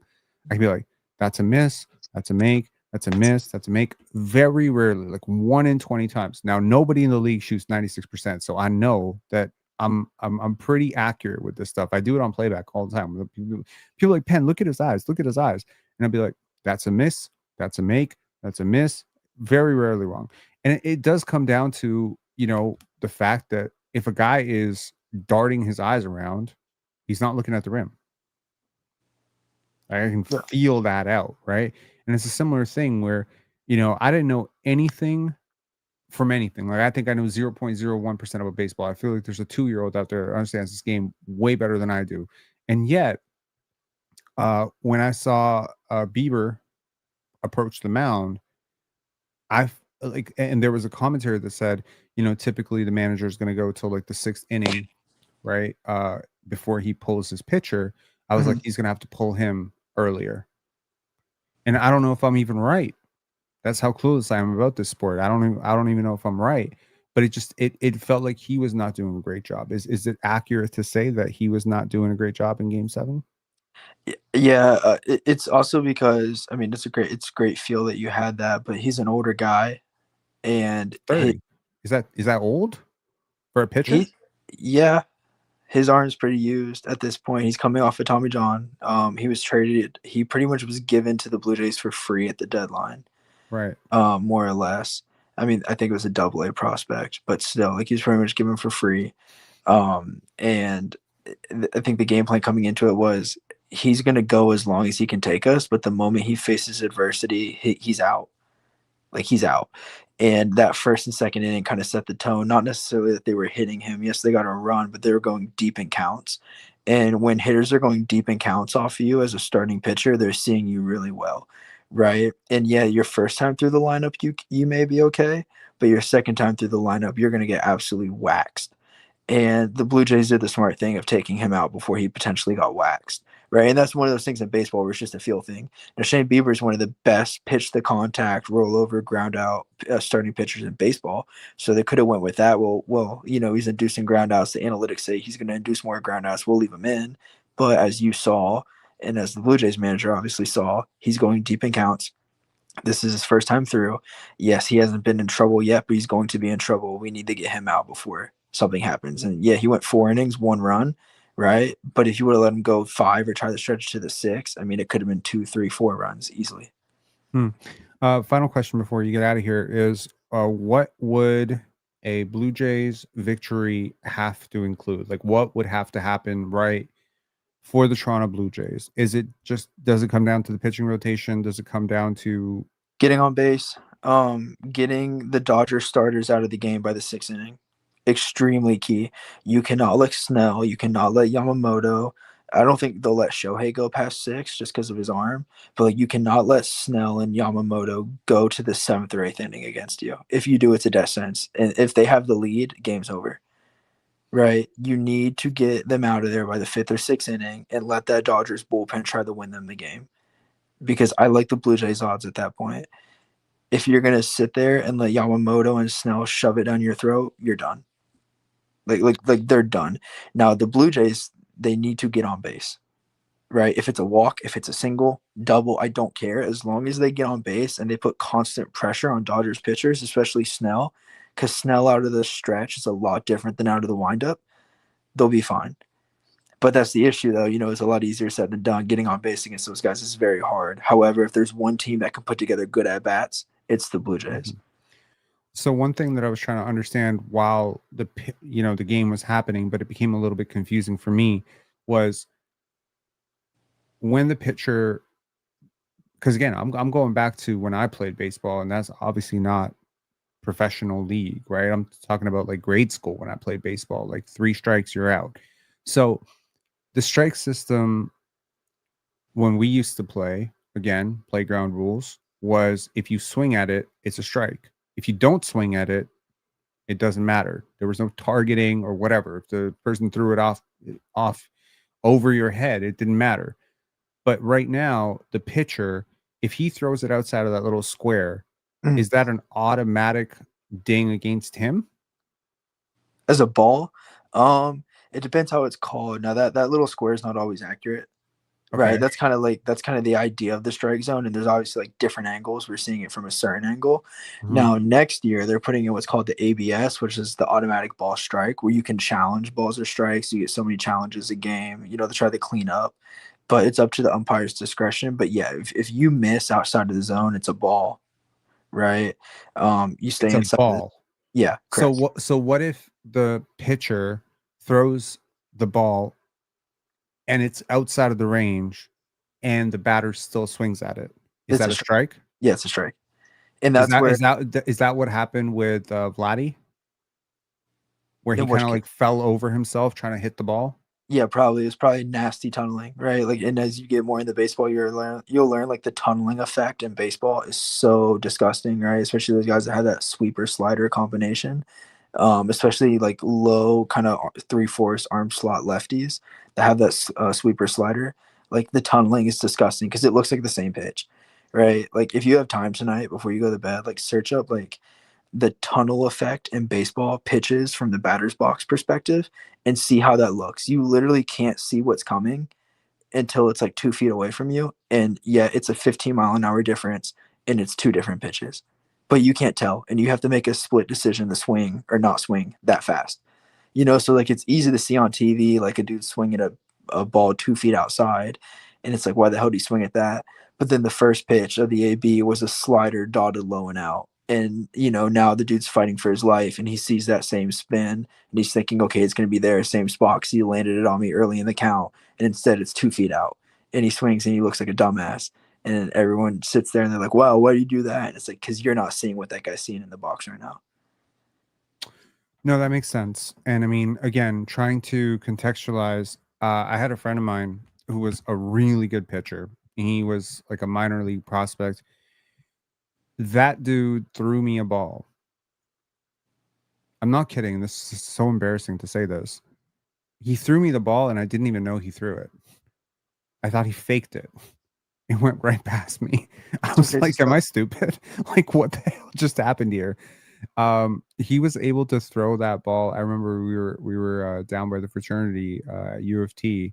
He was able to throw that ball about 5 blocks, like 4 city blocks. Like if he just throws it up, like 4 or 5 city blocks, like his arm was like a hammer. Like I don't know how to explain it, but it was insanity. The distance that he was able to throw at, the speed and velocity of those balls.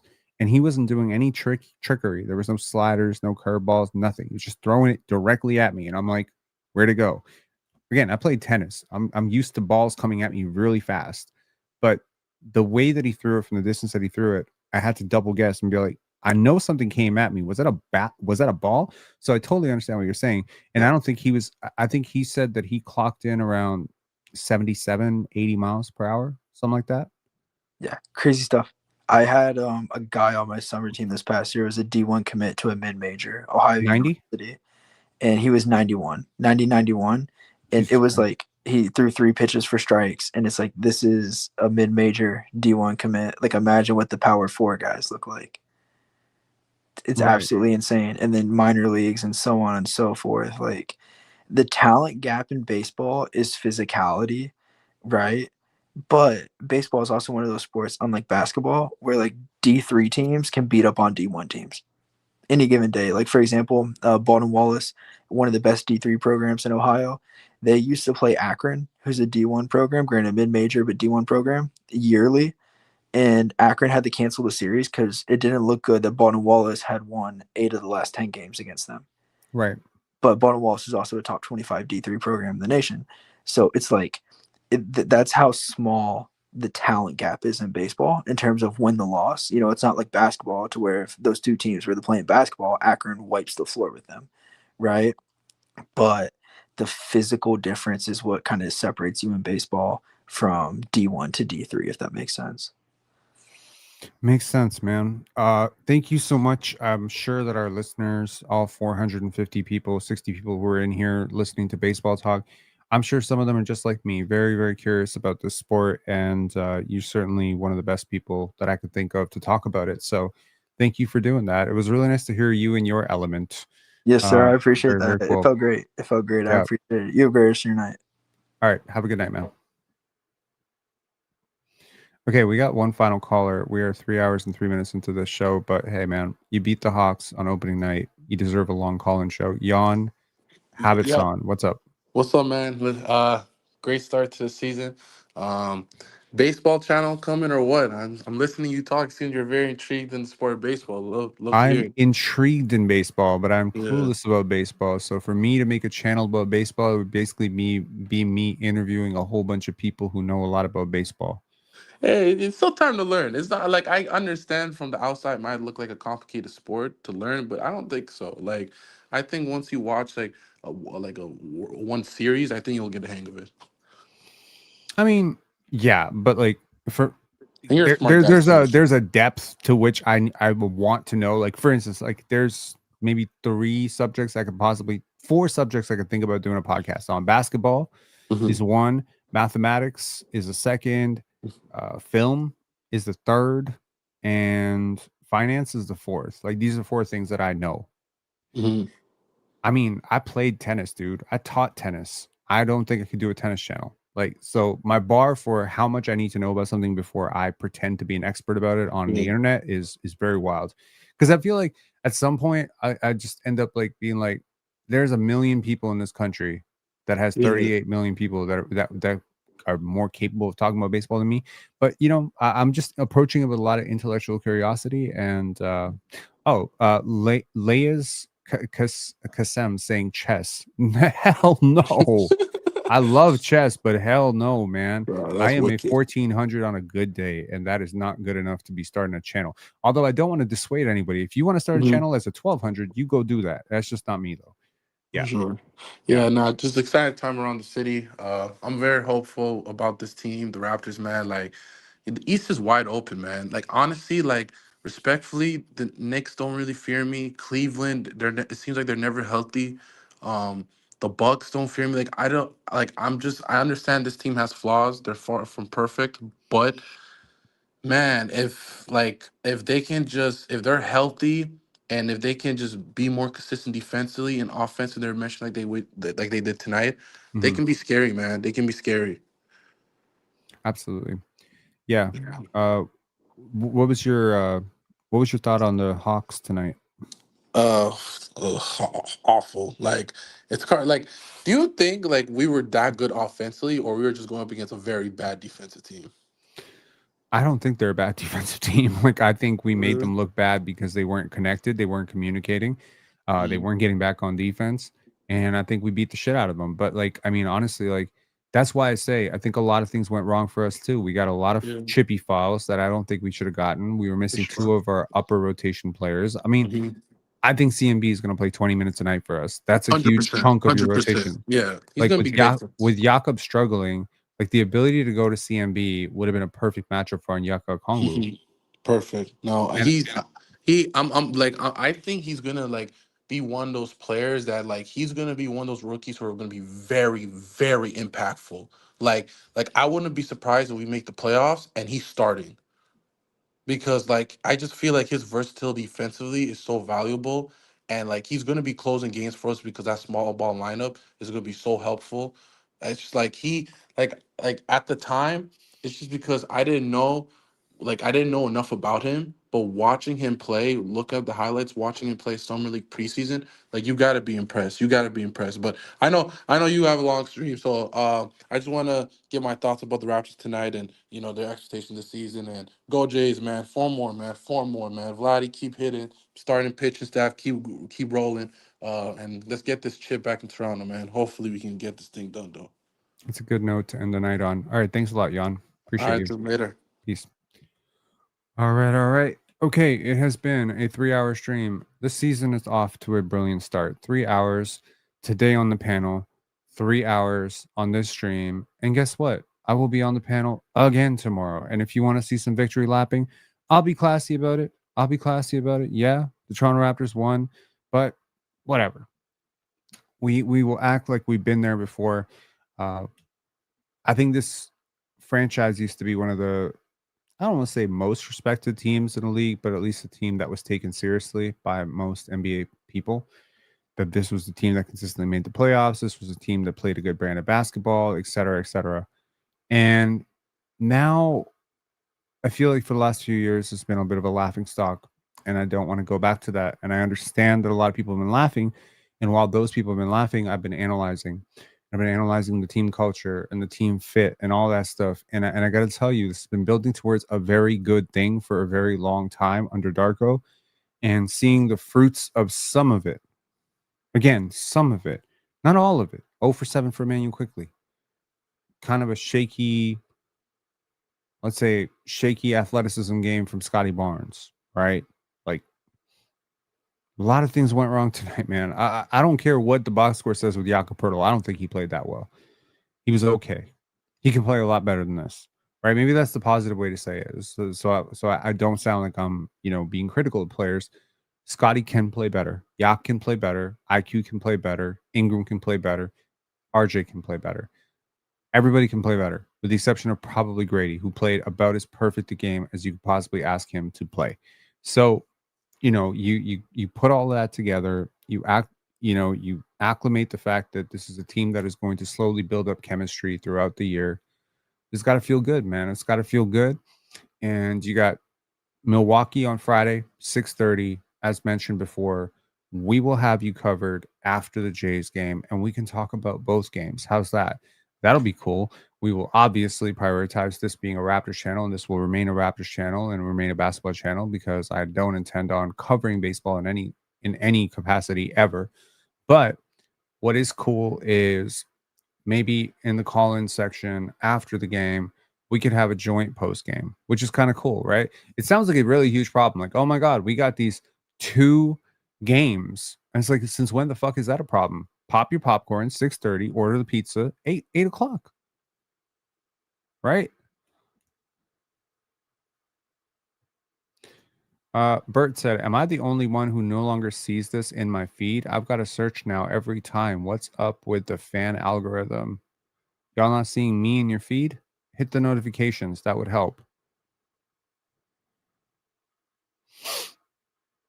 Tetrahedron saying that would be so much fun. It would be so much fun. What is going on?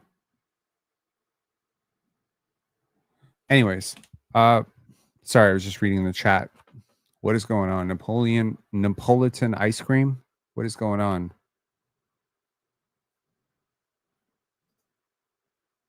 Who are we talking to? Anyways, so that would be really cool. So 6:30, the Raptors play. Obviously, the game ends around 9 o'clock. I think the Jays play around 8:30. That game will probably go until about 11:30. We will do a post game at 11 o'clock, 11:30, whenever the Jays game ends. Obviously, if the Jays are getting blown out like 7-0, we will start it early. We'll play it by ear, but basically, we will ultimately do the post game, and we will be respectful of the fact that a lot of you want to watch the Blue Jays. playing their first World Series in 32 years. And you know what? I'll be right there with you. Okay. I will talk to y'all later. Have a good one and peace. We will try to do a video tomorrow, but honestly, nine hours of streaming can be a little bit exhausting. I love what I do, but 9 hours of talking into a microphone, it can get a little bit exhausting. So maybe we take the rest of tomorrow off. Rich saying a live tomorrow. If I have something to say tomorrow, I will certainly do a live tomorrow. But if you want to see me on the panel, Players Choice, 11 a.m., definitely go check us out. We will be there. And maybe it'll be like tomorrow night. We could probably do a live about something. How about this? When this video goes live to the 400 people who are still in here, if you have a particular topic that you would find very interesting, like Gradey's film breakdown or something like that, let me know. And we'll see if we can do a 30, 40-minute, maybe an hour-long live tomorrow night. Peace. Have a good one. And thank you so much to ESPN Needs IKD, Pepperjack for gifting 10 memberships. As always, super generous with the memberships. Just a word to everyone who got these free memberships. They do expire after a month. You have to renew them if you want to keep being a member. To the members out there or people who are considering becoming members, it's not the worst thing in the world. It definitely helps us out. It actually, the YouTube payment just came in for the membership bonus, and my God, I felt so much gratitude towards this community. Thank you so much for that. Here's what you get for being a member. If you become a chatter, you get a member chat, custom sticker, custom emoji, and custom stickers are coming this week. I apologize, but they are all coming. So that all 3 levels gets you Sunday show access. Baller tier also gets you guaranteed comment response within a week. I respond to every single comment. And VIP tier gets you 1 topic request a month. You can send me an email. So if you are somebody who is considering becoming a member, I won't plug this too aggressively. Once every few shows, I'll definitely push that we do have members. My goal, honestly, is before the end of the year, can we get to 250 members? It goes a long way to sustaining YouTube revenue a little bit and helping out content creators and making sure that, we stay free. But thank you so much to Liam for becoming a member, Roy for becoming a member, KP for being a member, Pepperjack. Any chance we can watch the post game? Yes. Thank you so much for this chat and thank you for the suggestion. It actually kept the live going another hour. Napolitan Ice Cream said, "You the goat. My bad, flooding the chat." Oh, thank you so much. Absolutely no problem. Wait. Good night. Oh, tempo. Yes. Yes, you are correct. So the Toronto Tempo have signed Sandy Brondello. She is a 57-year-old coach from Australia, and she was last the championship head coach from the last year's New York Liberty. Happened to have a pretty decent read on her. We should probably talk about this at some point, but yes, this was always, in the cards once she got fired from the Liberty. I don't really think what happened with Liberty this year was really on her. I think it was more on Jonquel Jones and how she played down the stretch in the playoffs. I think Breanna Stewart, played through an injury, played really well. So, this is a woman who exudes, championship pedigree and development. She's been there, and I could think of no one really better who's available right now to actually helm someone who's better and available, right? Because there are better coaches than her for sure. There's a couple of really great collegiate basketball coaches in the women's side that are amazing that I think would have been great. But, you're getting a very, very steady hand. And let's just hope, you get a very good draft pick and a good expansion draft. And, this channel will also double as a tempo channel. We will do tempo content. I am looking forward to the tempo. I spent an entire year getting refamiliarized with the WNBA this year. Watched tons of WNBA games this year. Watched tons of women's college hoops over the last 3 years. So very familiar with the players. And one of the largest reasons I wanted to do this was that I wanted to introduce more basketball content into my life. But also I just wanted to think about the game a little bit differently. And I think the WNBA, EuroLeague, high school, college, all of it is very helpful towards understanding the game in general. So it's going to be fun. All right. Alexander B, peace. Y'all, thank you for becoming a member. And Karen Hall said, I'm interested to hear what you were going to say about game theory when your internet crapped out. Maybe next time. Yes. Well, Karen Hall, you are a VIP member, and that means I will absolutely respect this comment here. What I was saying about game theory. So, what I was saying about game theory when my internet crapped out the last time. Let's see if it craps out again. 316. This number keeps showing up in my life. So, my girlfriend and I, we've been together for 5 years. We have actually almost been together for 6 years now. So we started dating in 2020. It's a ridiculous amount of time that has passed. We were 31, 32 when we met. And, we've had our ups and downs. We've grown a lot together, but sometimes we often struggle to get on the same page when it comes to various team oriented things. Like we can't get on the same page when it comes to money. We can't get on the same page when it comes to the apartment. She wants clutter. I want minimalism. All of these things, right? And then sometimes we'll be having disputes, and I want accountability and she wants freedom, right? And I keep trying to say, well, accountability is freedom. So we have a lot of diametrically opposed views on things, and I introduced her to game theory because we were, broken up for a bit, and I introduced her to this idea because I had often told her that I can't stand people who practice zero-sum thinking. And I don't think she thought too deeply about that comment when I brought it up, probably on our second date. What are dates with Rob like? I hate zero-sum thinkers. This is what dates with me are like. Telling you that I don't like clutter and I don't like zero-sum thinkers.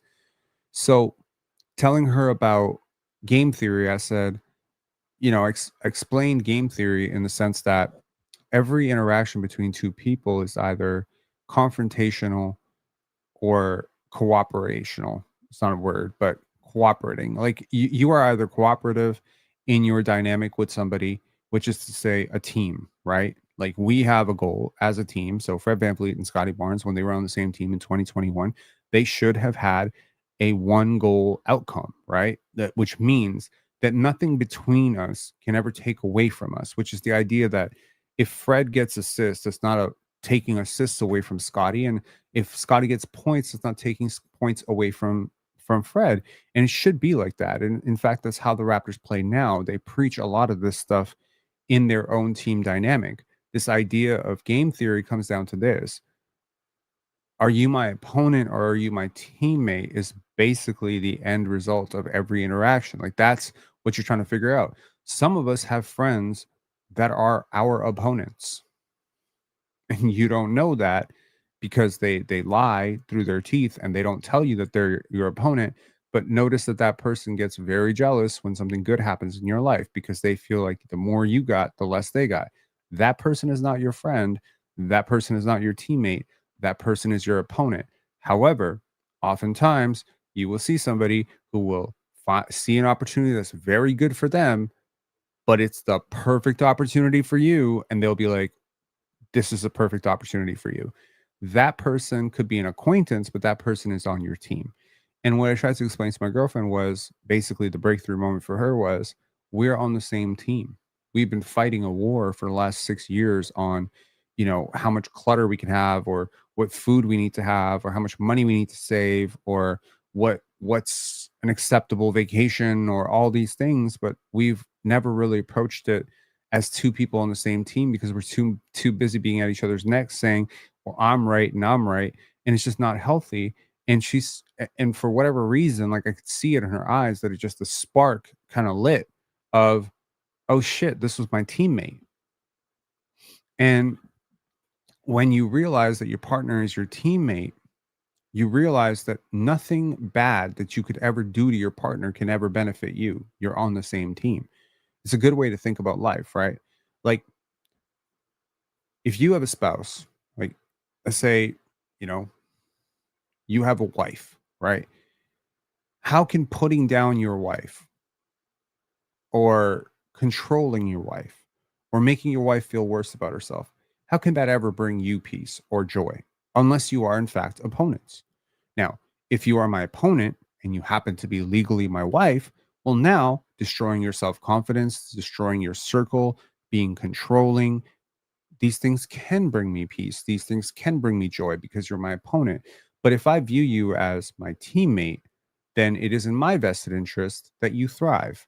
Therefore, I should orient my actions so that you can thrive, so that you can do well, right? That just makes sense. It's just logical. Why would I want my teammate to suffer? How can I positively impact? And I think Scotty is Darko, these guys, they're like this. They think like this.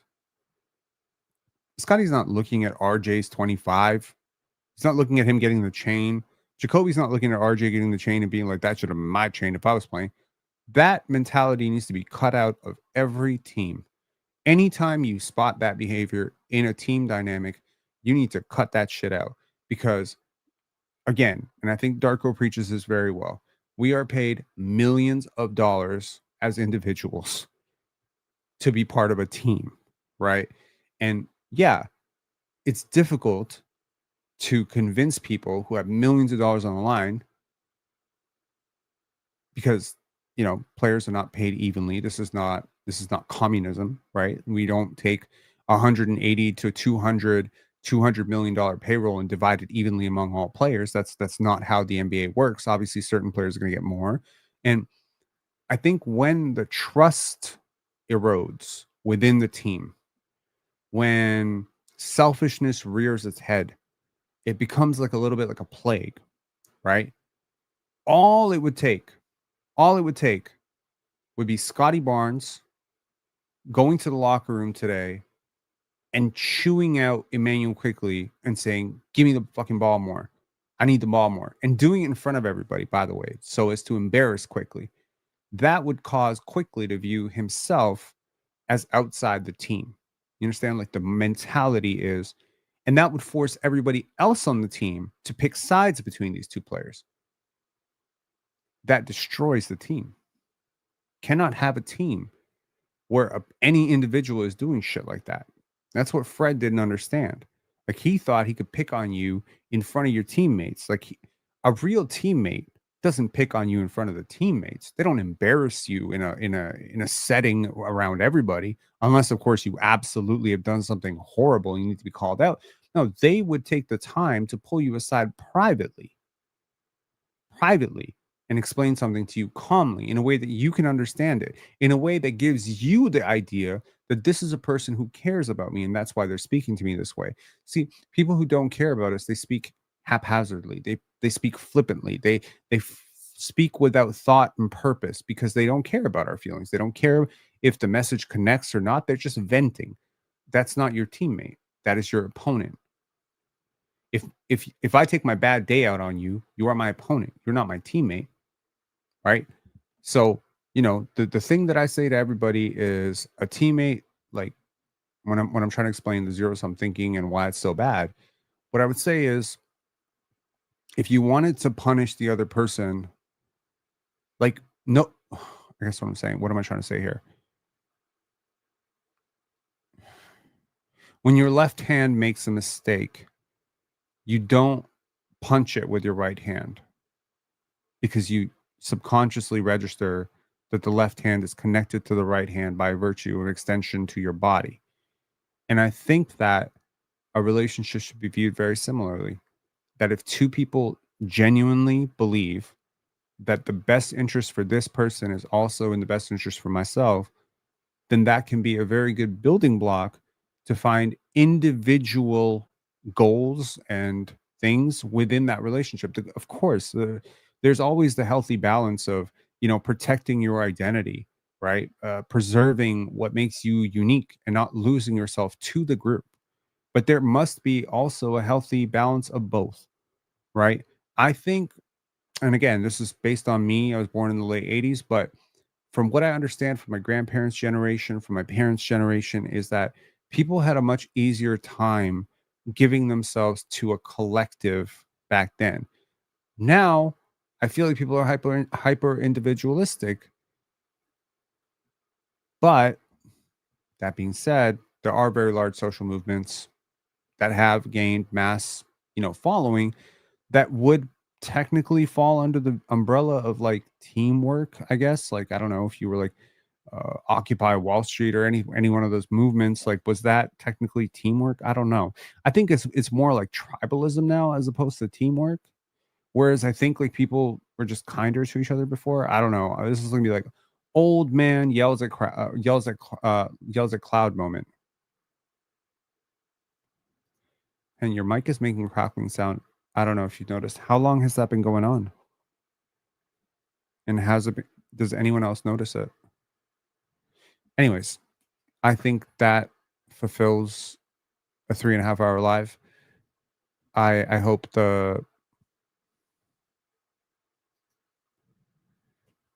I never got to ask you this during the draft process, but when you had your star rotation, role player, and bust percentage, how would you have graded Jacoby? It's a good question. I believe I rated him as like a 1.25% star. And it was like a 47 to 55% role player, 15% starter, and very limited bust potential. But there was bust potential with Jacoby. Like, it wasn't quite as foolproof as Carter, but it was pretty much in line with that.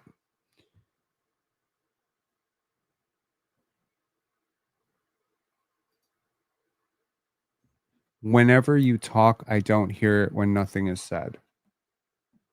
Whenever I talk, I can hear it. I can hear something. There is, I don't know if it's crackling, but it's something. It is something for sure. I'll have to check. Maybe it's can you do me a favor, Medved? Can you tell me if it's on other videos as well? Is it oh shit, all the time?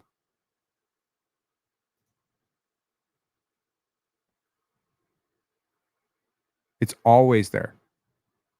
Is it? I should figure this out.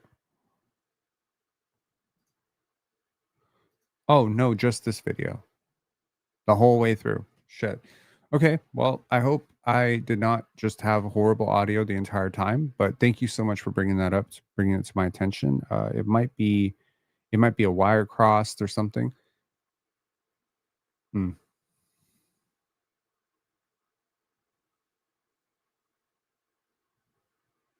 Yeah, it also might be just it might just be your feed. But yeah, all right. Talk to y'all later. Have a good night and enjoy yourselves. It's almost 2 a.m. Get some sleep, and I will be there on the panel tomorrow at 11 a.m. talking my shit. Talk to y'all later. Bye bye.